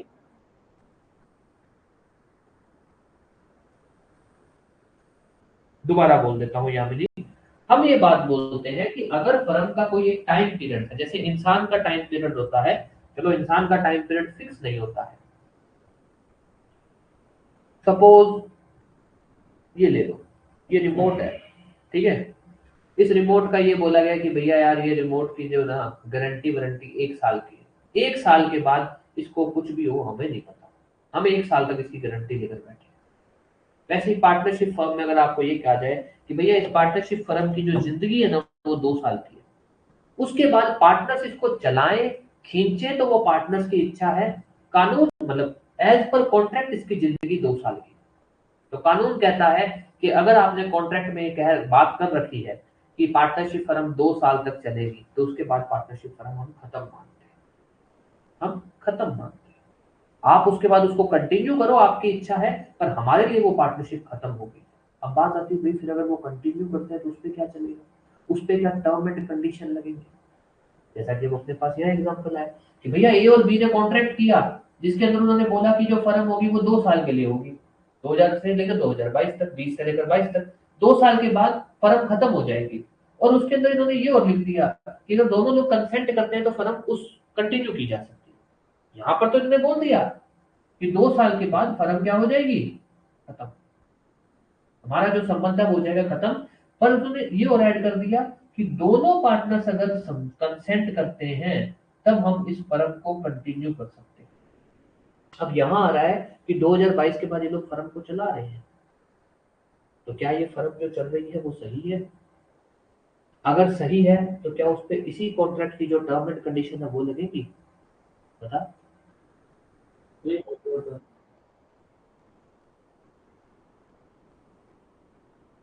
ठीक है, इसका क्या होगा? क्या हम इस पे ये वाले सपोज एक ऐसे डिटेल में एग्जांपल बनाता हूँ।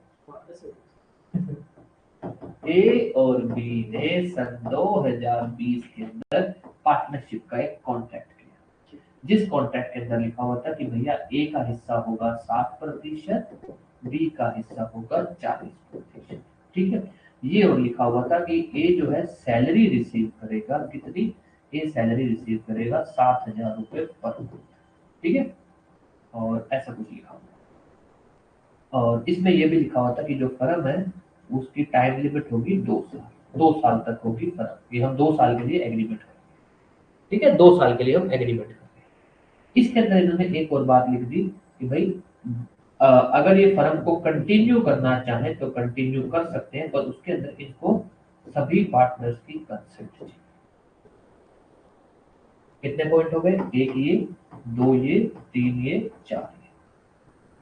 2022 के बाद ये लोग कंटिन्यू करते हैं,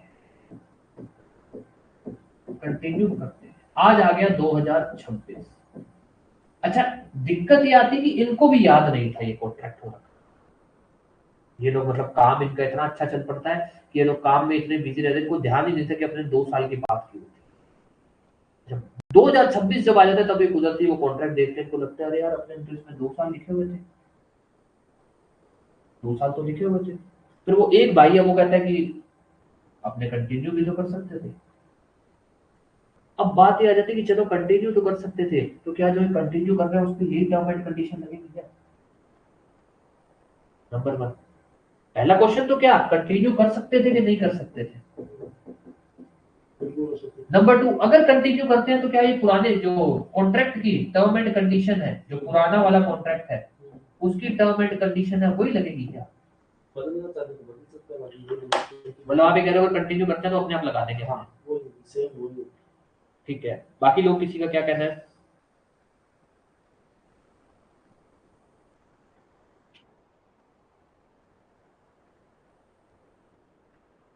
मतलब आप ये कह रहे हैं कंटिन्यू कर सकते हैं और इसी की टर्म एंड कंडीशन लगा देंगे? हाँ, अगर वो नहीं बदलना चाहते यही कह रहे हैं आप? ठीक है जी, और किसी का कोई भी ओपिनियन, कोई जो इनके इस ओपिनियन से अलग है, जो कह रहे हैं ना ऐसा नहीं होगा?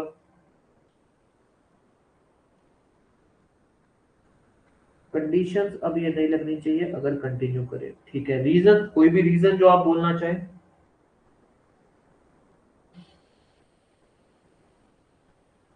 कोई भी रीजन जो आप बोलना चाहें?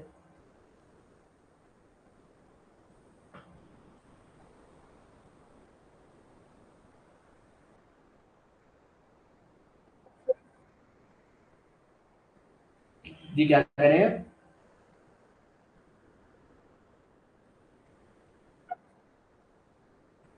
ठीक, मतलब फॉर्म डिजॉल्व बन जाएगा पर्टिकुलर टाइम के लिए। ठीक है जी,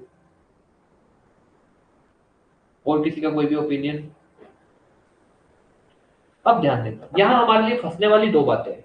एक तो यार है कि भाई पर्टिकुलर टाइम के लिए है तो पर्टिकुलर टाइम के बाद तो फर्म डिजोल्व होनी चाहिए, तब डिजोल्व कर दो। पर दिक्कत अपनी ये फंस रही है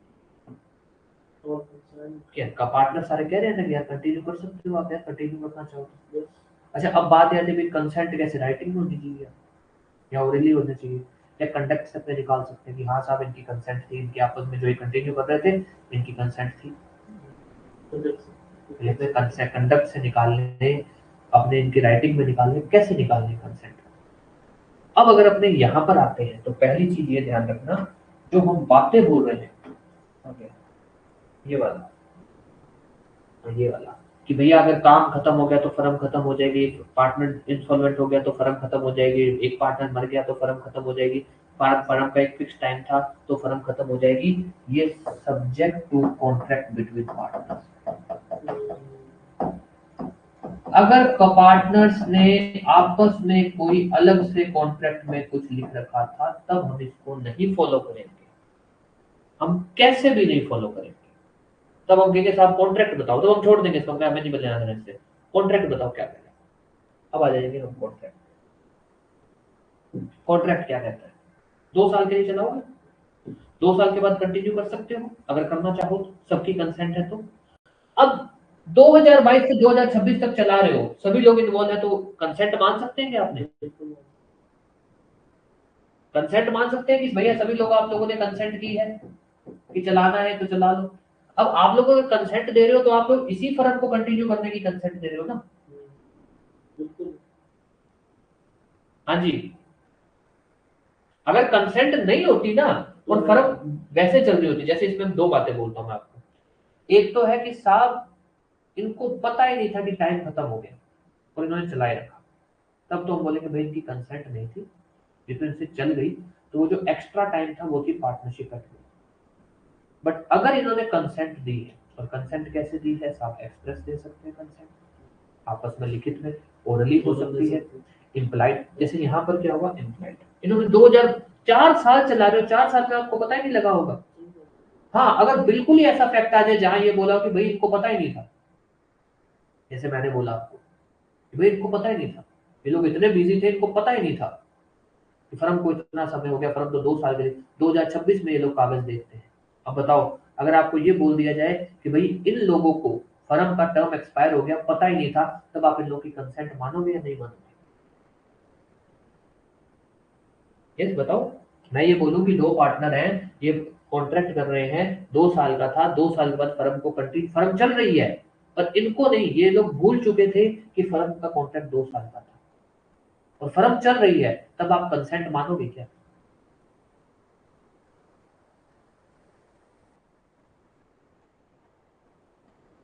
नहीं, वही तो मैं कह रहा हूं, तब हम कंसेंट मानेंगे क्या? आप और मैं पार्टनरशिप कर रहे हैं कि भैया 2 साल के लिए पार्टनरशिप होगी, हम काम में इतने बिजी हो गए हमें याद ही नहीं रहा कि हमने ऐसी कोई बात लिख रखी है। 2 साल निकल गए, 2 साल के बाद अगले 4 साल निकल गए, और एक दिन हम सिर्फ उस कॉन्ट्रैक्ट को, वैसे ही कुदरती वो कॉन्ट्रैक्ट नजर सामने आ जाता है और हम देखते हैं अरे यार इसको तो 2 साल का टाइम था। तो क्या हमने जो 2022 जो टर्म खत्म हो गई उसके बाद जो चलाया उसमें हम अपना कंसेंट मान सकते हैं क्या? सब कंसेंट कब मानी जाती है? जब हमको किसी बात चीज के बारे में पता हो और हम उसको कंटिन्यू रखें, या तो ओरली हो, राइटिंग में हो। इम्प्लाइड कंसेंट कब मानी जाती है? कानून कब मान सकता है कि आपकी इच्छा थी? जब आपको उसके बारे में पता हो। गलत बोल रहा हूं भाई? आपको उसके बारे में पता हो। अब ध्यान देना, ये मैंने आपको एग्जांपल इसलिए पहले कह दिया ताकि आप अब इस टॉपिक पे सीरियस हो जाओगे, अदरवाइज आप कहेंगे अरे ये तो सिंपल सा लिखा, तो मैं क्या करने।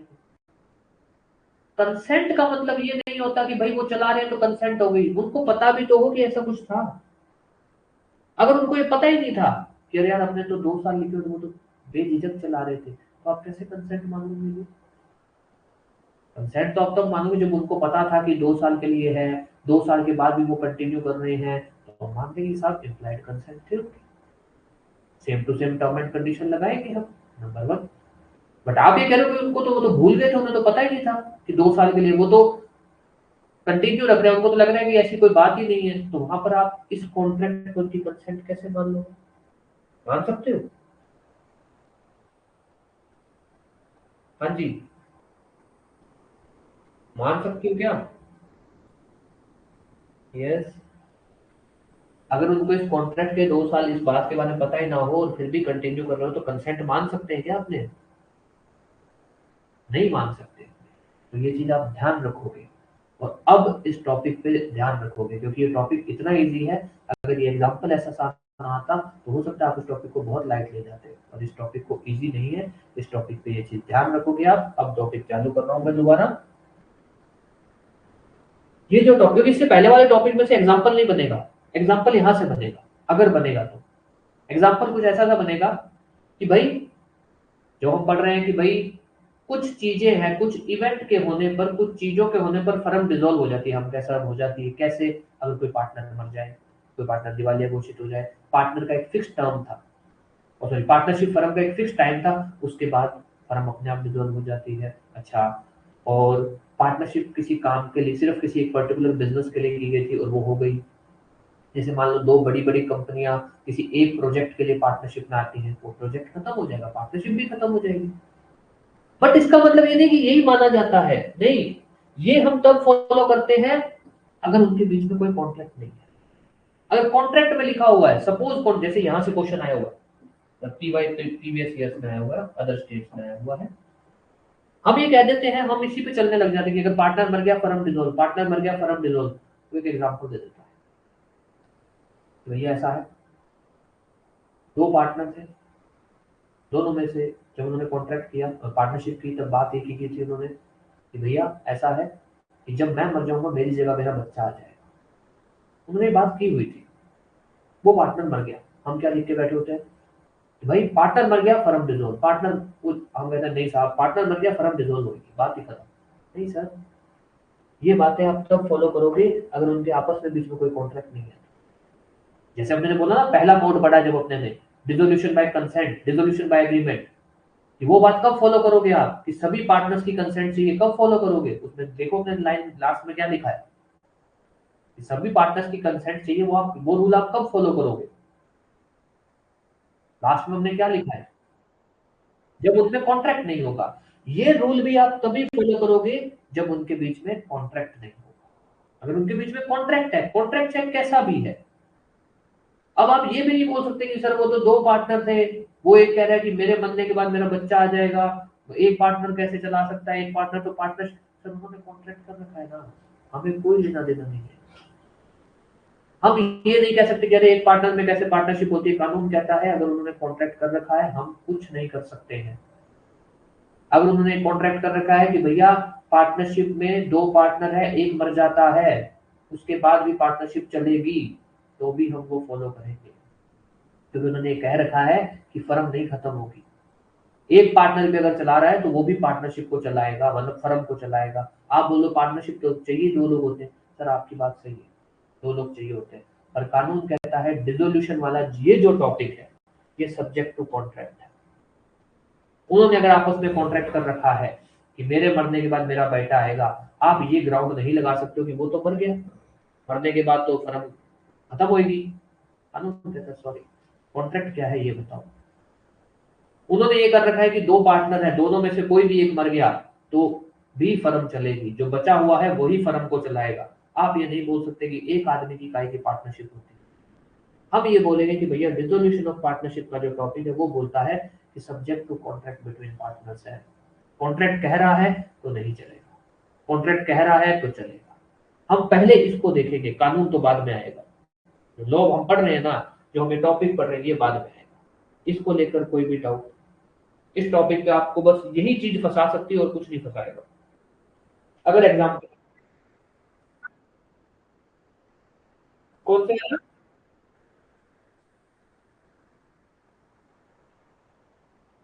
उस अगर वो भूल गया, उनकी कंसेंट नहीं मानेंगे ना, कानून कहता है भाई उसको तो पता ही नहीं था ना, फिर कंसेंट तो हम तब मानेंगे उसको।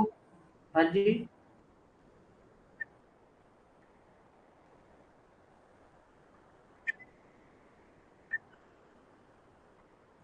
नहीं नहीं जी, भूल जाओ तब वैलिड नहीं होता। आपको नॉलेज होगी तभी तो वैलिड कंसेंट दोगे ना किसी चीज को, बिना नॉलेज के कैसे दे दोगे? कंसेंसस एड इनम का मतलब क्या होता है? Agree upon same thing in same sense. आप जिस चीज पर एग्री कर रहे हो वो आपके दिमाग में तो हो, आप किस चीज पे एग्री कर रहे हो। आपको अगर उस चीज के बारे में पता ही नहीं था, कानून कैसे बोल देगा कि आपने कंसेंट दी है? कैसे बोल देगा? हालांकि मैंने जानबूझ के ऐसा एग्जांपल, आपके इतना मुश्किल आएगा नहीं, वो ऐसा नहीं बोलेगा कि वो भूल गए थे। मैंने जानबूझ के इसलिए बनाया ताकि आपका इस टॉपिक पे ध्यान रहे कि भैया ये टॉपिक में ध्यान रखना है कि उन्होंने जो कॉन्ट्रैक्ट कर रखा है पहले उसको फॉलो करना है। अब वो कॉन्ट्रैक्ट चाहे कुछ भी कह रहा है, कुछ भी कह रहा है, दोबारा बोल रहा हूँ, ऐसा क्वेश्चन आया हुआ है कि दो पार्टनर थे, एक पार्टनर मर गया, और जिस समय उन्होंने पार्टनरशिप की थी उस समय ये बात की थी कि मेरे मरने के बाद मेरा बेटा आएगा।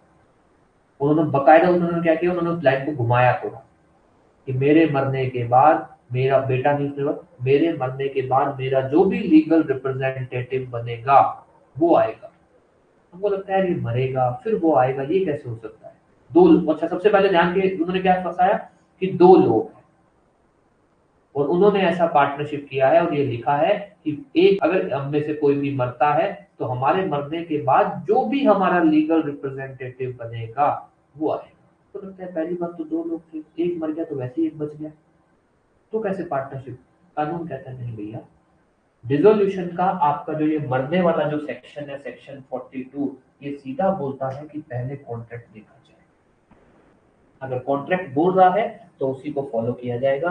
हम उनको कॉन्ट्रैक्ट के ऊपर नहीं मना कर सकते कि भैया ये मत करो वो मत करो। हम कॉन्ट्रैक्ट पे उनको नहीं मना कर सकते, वो कैसा भी कॉन्ट्रैक्ट कर सकते हैं, वो जो कॉन्ट्रैक्ट करेंगे हम तो उसी को ही मानेंगे। कॉन्ट्रैक्ट नहीं है किसी चीज पे तब हम ये फॉलो करें। कोई भी डाउट इस चीज को लेकर के? ठीक है। हालांकि आपके केस में अगर ये वाला एग्जांपल आएगा ना तो मैं आपको एग्जांपल बता देता हूँ, ये वाला अगर कभी भी आएगा वो ये नहीं बोलेगा कि वो भूल गए, वो ऐसा बोलेगा 2 साल का कॉन्ट्रैक्ट था पार्टनरशिप का और वो उसके बाद भी कंटिन्यू करते, वो भूलने वाला फैक्ट नहीं जोड़ेगा क्योंकि इतना कॉम्प्लिकेट आपके केस में नहीं करेंगे और वो कंटिन्यू करते हैं। तो वहां मत बोल देना भूल गए थे, मैं तो बोला है आपको बकायदा कि भूल गए थे, यहाँ मत प्रिज्यूम करना। आप सपोज यही सेम फैक्ट हो और ये बोल दें कि वो 2 साल के बाद कंटिन्यू करते हैं और उनको ये बात पता थी, ये जो चीजें है ना उनको पता थी, वो भूले नहीं है, तब आप क्या मानोगे? ठीक है, और कौन सा ये वाले टर्म्स एंड कंडीशन लगाओगे क्या? क्यों लगाओगे? आपका सेक्शन कहाँ कौन सा कुछ बोलता है ऐसा कुछ?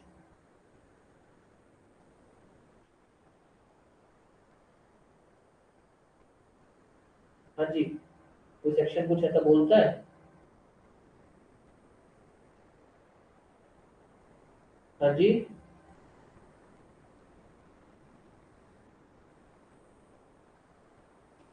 सेक्शन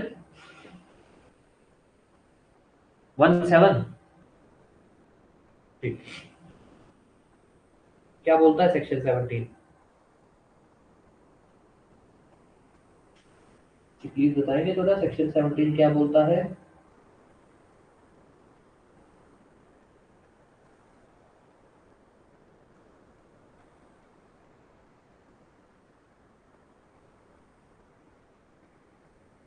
हम्म। आपकी आवाज, चलो कोई बात नहीं, अब ध्यान दे देना। मेरे को थोड़ी ना आपकी आवाज कर रही है, तो कोई बात नहीं, इस पे दोबारा बात कर लेते हैं। अब ध्यान दे देना, दोबारा मैं टॉपिक चालू कर रहा हूँ, तो अब इस टॉपिक को थोड़ा सा सीरियस होकर पढ़ना। टॉपिक इजी है, इसका मतलब ये नहीं है कि इसमें से जो छोटी सी बात है उसको आप इग्नोर कर दें। आपका जो ये सेक्शन है जो ये बात बोलता है कि dissolution on happening of event, जिसके अंदर बहुत ही सिंपल सी बातें बोली गई हैं कि अगर जो फर्म है वो किसी काम के लिए बनाई गई फिर वो काम खत्म हो जाए, फर्म में अगर कोई एक पार्टनर इंसॉल्वेंट हो जाए, फर्म में अगर कोई एक पार्टनर मर जाए, या फर्म एक टाइम के लिए बनाई गई थी, फिक्स टर्म के लिए बनाई गई थी और वो टर्म पूरी हो जाए, तब हम बोलते हैं कि पार्टनरशिप डिसॉल्व हो जाएगी। पर ये सब subject to contract between partners. एक मिनट, इसका सिंपल सा मतलब क्या है, यहां से क्वेश्चन पूछे जा सकते हैं। अगर इन्होंने ऐसा कॉन्ट्रैक्ट कर रखा है कि अगर एक पार्टनर मर गया तो उसकी जगह उसका लीगल रिप्रेजेंटेटिव आ जाएगा, तो क्या फर्म डिसॉल्व होगी? हाँ जी, हाँ जी, क्या कह रहे हैं? कुछ कह रहा है कोई? ठीक है, अगर उन्होंने ये कॉन्ट्रैक्ट कर रखा है कि फर्म जो है 2 साल के लिए बनाई गई है, ठीक है, बट उसमें उन्होंने लिख रखा है कि हम उसके बाद भी उसको कंटिन्यू कर सकते हैं अगर चाहे तो क्या फर्म डिसॉल्व होगी? अगर कंटिन्यू करते हैं तो नहीं होगी। ठीक है, क्यों नहीं होगी? कॉन्ट्रैक्ट में मेंशन है, ठीक है। चलिए अब लिख लीजिए इसमें 1 2 3 लिख लीजिए। 3 2 2 3। Dissolution on happening of certain event, dissolution on happening of certain event, जिसको हम बोलते हैं, और कंटिंजेंट डिसोल्यूशन या contingency dissolution, dissolution on happening of event और कंटिंजेंट डिसोल्यूशन, और contingent dissolution, dissolution on happening of an event और contingent dissolution, contingent dissolution, contingent dissolution.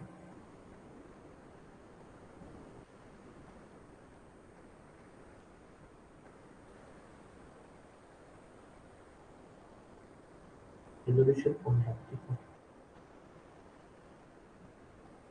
ठीक है, और कंटिंजेंट, कंटिंजेंट का मतलब होता है,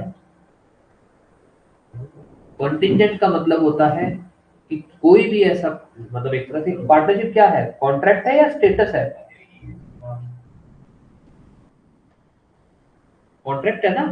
तो कंटिंजेंट कॉन्ट्रैक्ट हम उसको बोलते हैं जो किसी इवेंट पे डिपेंड करता है कि भैया ये तब तक रहेगा जब तक वो होना चाहे, या हम बोलते हैं कि जब तक ये इवेंट होता नहीं है तब तक ये कॉन्ट्रैक्ट लागू नहीं है। तो यहाँ पर हम क्या बोल रहे हैं कि ये पार्टनरशिप तब तक रहेगी जब तक ये ना हो जाए।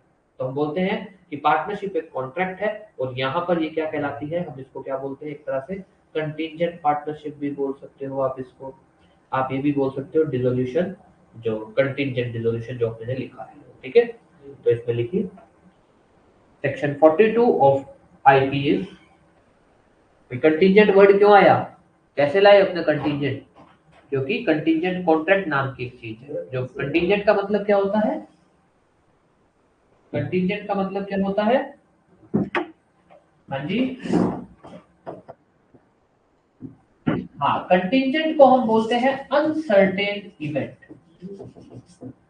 और कंटिंजेंट कॉन्ट्रैक्ट को हम बोलते हैं कि एक ऐसा कॉन्ट्रैक्ट जो किसी अनसर्टेन इवेंट पे, अनसर्टेन मतलब जिसका होना ना होना पता नहीं, फिक्स नहीं है, नॉट फिक्स। अगर कॉन्ट्रैक्ट किसी अनसर्टेन इवेंट पे डिपेंड होता है कि भैया अगर ये होगा तभी वो लागू होगा, या हम उल्टा भी बोल सकते हैं कि जब तक ये इवेंट ना हो जाए तब तक ये कॉन्ट्रैक्ट रहेगा, ठीक है। तो इसी केस में हम ऐसा बोल रहे हैं कि भाई ये जो डिसोल्यूशन है बाय कंटिंजेंसी या कंटिंजेंट डिसोल्यूशन, मतलब कि ये जैसे ही इवेंट हो जाएंगे फर्म डिसॉल्व हो जाए, इसीलिए हम ये नाम दे रहे हैं, ठीक है, क्योंकि ये फिक्स थोड़ी है, होंगे होंगे नहीं होंगे नहीं होंगे, तो हम बोल रहे हैं अनसर्टेन। इसमें लिखिए section 42 of IPA provides that, section 42 of IPA provides that a firm of IPA provides that a firm may a firm may be dissolved under following. A firm may be dissolved under following. Section 42 of IPA provides that a firm may be dissolved under by following. A firm may be dissolved by following. Number one, a firm may be dissolved by following. Number one, Yes. number one, on completion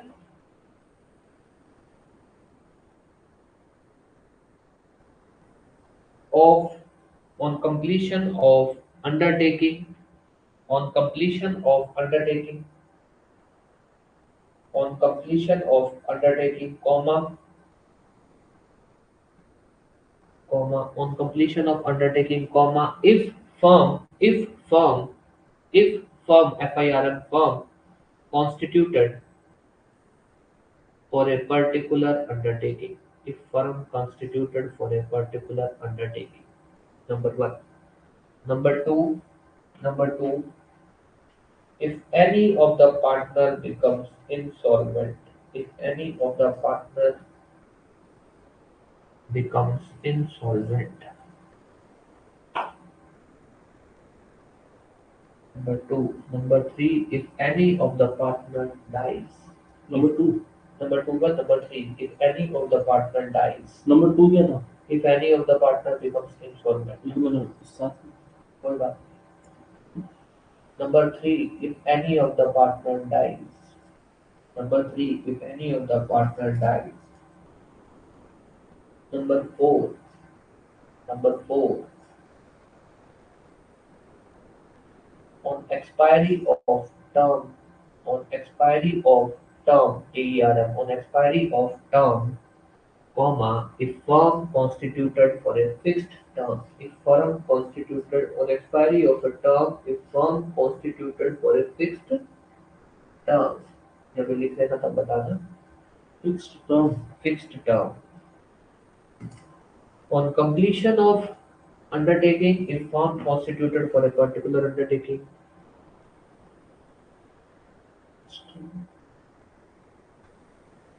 तो फिर लिख लेना तब बता देना. Fixed constituted for a fixed term. If firm constituted for a fixed term. Yes.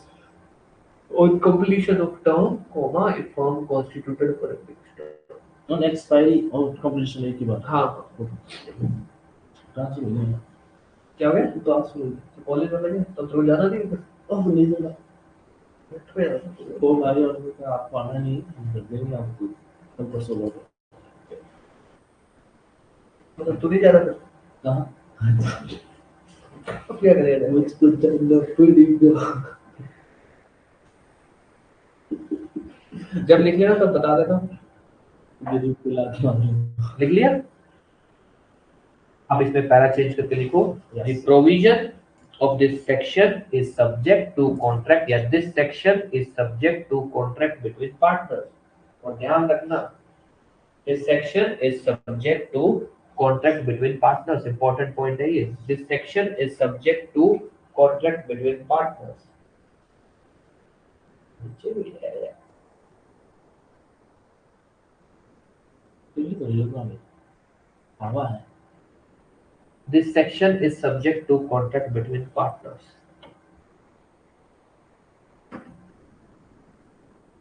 आज phone करना. Last करवा दो ना. एक नॉलेज तो हो गई. छोटा सा आपको कुछ है नहीं. Last is notice. जैसे करते हैं. दो का है यार, कुछ ही नहीं, 1.5 घंटे में. नोटिस एज यूजुअल सिंपल है कि भाई नोटिस कब जरूर, नोटिस वाला कब आपके पास होता है? पार्टनरशिप है.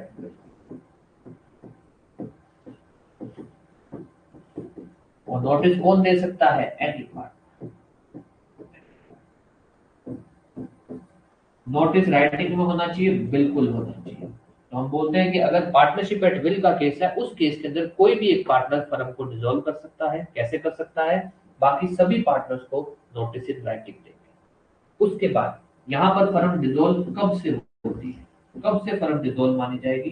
तो हम बोलते हैं एक नोटिस में जो डेट लिखी है, अगर लिखी है तो कि भैया इतनी तारीख से फर्म डिसॉल्व मानी जा रही है. अगर नहीं लिखी है तो जिस दिन नोटिस कम्युनिकेट, जिस दिन नोटिस दूसरे जो पार्टनर्स है ना उन तक उनको पहुंचा, डेट ऑफ कम्युनिकेशन. जिस दिन नोटिस रिसीव, या डेट ऑफ कम्युनिकेशन मतलब रिसीव, जो पार्टनर्स है उनको रिसीव. अब यहां से क्वेश्चन बन सकता है, ध्यान दे देना. नंबर 1, पार्टनरशिप एट विल का डिसोल्यूशन कौन से सेक्शन के अंदर है? कौन से सेक्शन में है? 40. उसके बाद पार्टनरशिप एट विल के अंदर फर्म को कौन डिसॉल्व कर सकता है? जो नोटिस देना जरूरी है वो राइटिंग में होना चाहिए. ओके, देन ऐसे घुमा के पूछ सकता है वो कि कौन सी ऐसी पार्टनरशिप है जिसमें कोई भी एक पार्टनर फर्म को डिसॉल्व कर सकता है? विच काइंड ऑफ पार्टनरशिप, इसमें कोई भी एक पार्टनर. अब नोटिस, अगर ये वैसा बोल सकता है पार्टनरशिप एट विल के अंदर जो फर्म डिसॉल्व होती है बाय नोटिस, तो वो कौन से डेट से मानी जाएगी? तो ये भी ध्यान दे देना, या तो नोटिस में जो डेट लिखी है उससे, अगर नोटिस में कोई डेट नहीं लिखी है तब फिर जिस दिन नोटिस, जो भी पार्टनर है जिनको आपने, जो भी पार्टनर जिनको भेजा है नोटिस, जिस दिन उनको रिसीव हो जाएगा, which is called as date of communication. इसको लेकर कोई भी डाउट है? सिंपल था, इसमें कुछ ऐसा खास आएगा. हाँ जी, लिख दीजिए डिसोल्यूशन बाय नोटिस, हेडिंग डाल दीजिए डिसोल्यूशन बाय नोटिस. चौथा है ना? ये है, हाँ चौथा, डिसोल्यूशन बाय नोटिस. लास्ट है ना, dissolution by notice section 43, dissolution by notice section 43.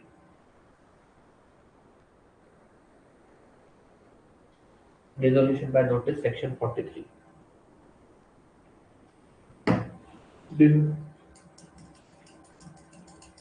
देखिए In case of partnership at will, थोड़ा सा तो in case of partnership at will, in case of partnership at will, in case of partnership at will, a partnership, in case of partnership at will, comma, partnership may be dissolved by any partner of the firm, any partner of the firm, any partner of the firm, full stop, may dissolved by any partner of the firm, full stop.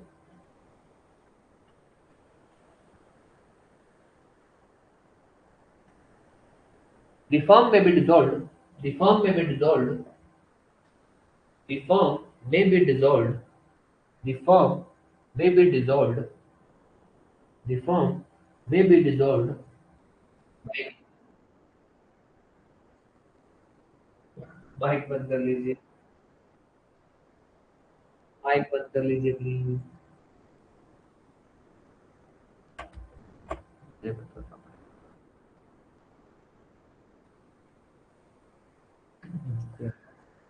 पता नहीं लग रहा, कोई बात नहीं, ठीक है, अपने बंद कर दिया। The firm may be dissolved by giving notice in writing, by giving notice in writing, in writing to all other partners. दोबारा बोल दे रहा हूँ, in case of partnership at will, the firm may be dissolved by any partner of the firm, full stop. The firm may be dissolved by giving notice in writing to all the other partners, full stop, full stop. ठीक है, इसमें देखिए, in such dissolution, in such dissolution, in such dissolution, in such dissolution, in such dissolution, comma, in such dissolution, the dissolution shall take effect from, the dissolution shall take effect from, in such dissolution, the dissolution shall take effect from, shall take effect from, number one, number one, number one, date mentioned in the notice, date mentioned in the notice, date mentioned in the notice, bracket में लिखना नहीं, ये इसमें मत लिखना, date mentioned in the notice, date mentioned in the notice, number one, number two, number one is date mentioned in the notice, number two, date, date of communication of notice to other partners, date of communication of notice to other partners, date of communication of notice to other partners, date of communication of notice to other partners, इसमें bracket में लिखना, if no date is mentioned in notice, if no date is mentioned in notice, if no date is mentioned in notice,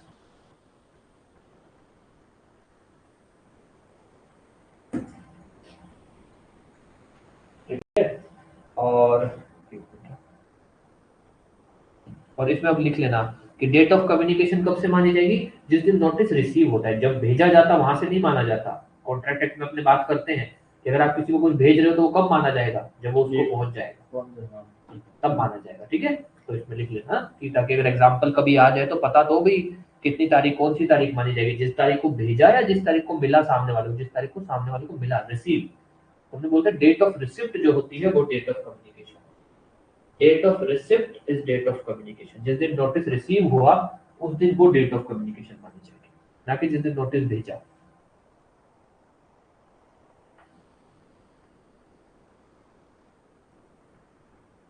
date of receipt is date of communication, Date of receipt is date of publication, not the date when sent. हाँ, अब किसी का कोई भी सवाल कुछ repeat करना है तो बता दो, नहीं रिपीट करना तो बता दो। हाँ जी,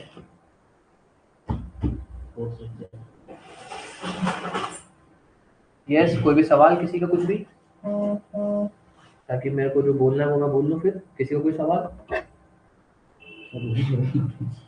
तो कुछ तो बोलना ही है मुझे यार। हाँ जी, अच्छा अब बात सुन लो फिर। जब अपने क्लास में बात करते हैं तब मैं आपको हर छोटी मोटी बात इसलिए कवर करवा देता हूँ सो दैट आपने सुनी हो। अगर आप उसके बाद एक दो बार रिकॉर्डिंग्स को और सुन लेंगे तो अगर कुदरती कोई वहां से क्वेश्चन एग्जाम्पल बेस या बन गया तो आप कर जाओगे। बट जो आपको नोट्स में लिखवाया जा रहा है वो सिर्फ इतना इसलिए लिखवाया जा रहा है क्योंकि क्वेश्चन यहीं से आएंगे। एग्जामिनर का इतना लेवल नहीं कि वो बहुत ही कॉम्प्लिकेटेड चीजों को और उठा ले और ये सब, वो ठीक है कॉम्प्लिकेटेड चीजें हम इसलिए डिस्कस कर लेते हैं कि भाई ठीक है एटलीस्ट सुनी हो। और कोई फायदा नहीं है उन चीजों का, आपने उनको सुन लिया, दो चार बार सुन लिया कि आपको पता है कि अगर कभी पूछा गया तो मैं बता दूंगी। बाकी उसको याद रखने की कोई जरूरत नहीं है, इतना हो कि हाँ ठीक है सुना हुआ है तो याद तो क्या बचे हो कि जब पूछा जाए तो याद आ जाए। ऐसा नहीं है कि हर बार ही आपको याद है, कुछ नहीं है। आप तो बस जो आपके नोट्स हैं आप सिर्फ उसी पे कमांड बनाओ कि भाई जो नोट्स है वो मेरे को अच्छे से आते हैं, उसके अलावा कुछ नहीं करना। दोबारा बोलूंगा, माइनर लॉज के अंदर इस नोट से पहले जो आपको लिखवाए जा रहे हैं इससे पहले जो आपके डायरेक्ट वाले नोट्स हैं आप वो याद करें, ताकि आपका पहले जितना बेरट के हिसाब से जो नॉलेज होनी चाहिए वो प्रिपेयर हो जाए। ये नोट्स वो है कि भाई जिसके अंदर थोड़ा सा एक्सटेंशन होगा कि हाँ ठीक है इसके अंदर ये बात और हो जाएगी, ये क्वेश्चन यहाँ कैसे, यहाँ का जो जो आपका बेरट का ये टॉपिक है ये कैसे पूछा जा सकता है, बस ये आपका हो जाएगा। आपने बेरट पढ़ के इस नोट्स को पढ़ोगे तो आपको ये नोट्स ईजी लगेंगे और आपको वो भी हो जाएगा कि अच्छा ठीक है बेरट के हिसाब से इसमें क्या क्या चीजें हैं और क्या क्या चीजें एक्स्ट्रा है, तो आपका काफी चीजें ईजी हो जाएंगी। ठीक है, तो मेरा सजेशन ये रहेगा, दोबारा बोल रहा हूँ, माइनर लॉस की क्लास क्योंकि अपने अभी तक दो ही चैनल किए हैं, एक सोबा एक पार्टनरशिप। दोनों के अंदर आप पहले यही करोगे कि पहले डायरेक्ट वाले नोट्स करोगे, फिर जो आपको डिक्टेट करवाए जा रहे हैं, जो लिखवाए जा रहे हैं, या अगर आपको प्रिंटेड भी जो दिए जाएंगे डिटेल वाले, फिर आप वो करोगे, उससे पहले नहीं करोगे। ठीक है, मेजर लॉस में उल्टा करना, पहले नोट्स कर लेना, क्योंकि उसके अंदर डायरेक्ट डायरेक्ट करोगे तो आपको दिक्कत होगी। किसी का कोई भी सवाल कुछ भी पूछना है तो पूछ लो। अब क्लास अपनी तरफ से खत्म। नोटिस वाले में, नोटिस वाले में हाँ हाँ दो ही पॉइंट थे कि भाई डेट ऑफ कम्युनिकेशन वाले में ना, हाँ दो ही पॉइंट थे बस। उसके बाद ये लिख लेना भाई डेट ऑफ कम्युनिकेशन कौन सी मानी जाएगी, जिस दिन नोटिस सामने वाली पार्टी को रिसीव होता है, डेट ऑफ रिसिप्ट। चलिए, तो अब अगली क्लास 1:30 बजे, मतलब अभी आपको 12:50 हो गए ना, तो आधे घंटे का ब्रेक है। 1:30 बजे आपकी अगली क्लास रखते हैं, कॉन्स्टिट्यूशन अपने पढ़ेंगे आज अपने, देख लेंगे मेरे को भी याद नहीं क्या क्लास। ठीक है, आज अपने स्टेट लेजिस्लेचर, ठीक है 1:30 बजे आपकी क्लास होगी। स्टेट लेजिस्लेचर में क्या पढ़ाते थे? 168 वो तो वहां से तो चालू होता है, बस मानसून को। वहीं से उसमें तो कितना ही करवा दिया मैंने। अच्छा, तो कॉन्स्टिट्यूशन है क्या? वो पढ़ाते थे, बिल वाला पढ़ाते थे। ठीक है, तो आप लोग जा सकते हो, किसी का कोई 199 सवाल, किसी का कोई सवाल है तो पूछ लो, अदरवाइज सैलरी जा एंड सकते हैं आप अलाउंसेस लोग। 1:30 बजे आपकी क्लास डेढ़ होगी। नहीं है, ऐसा मत करो, क्यों? 130 कर लो। वही है अच्छा सब। अच्छा,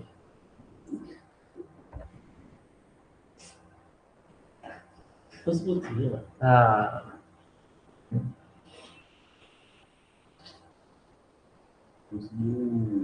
परफ्यूम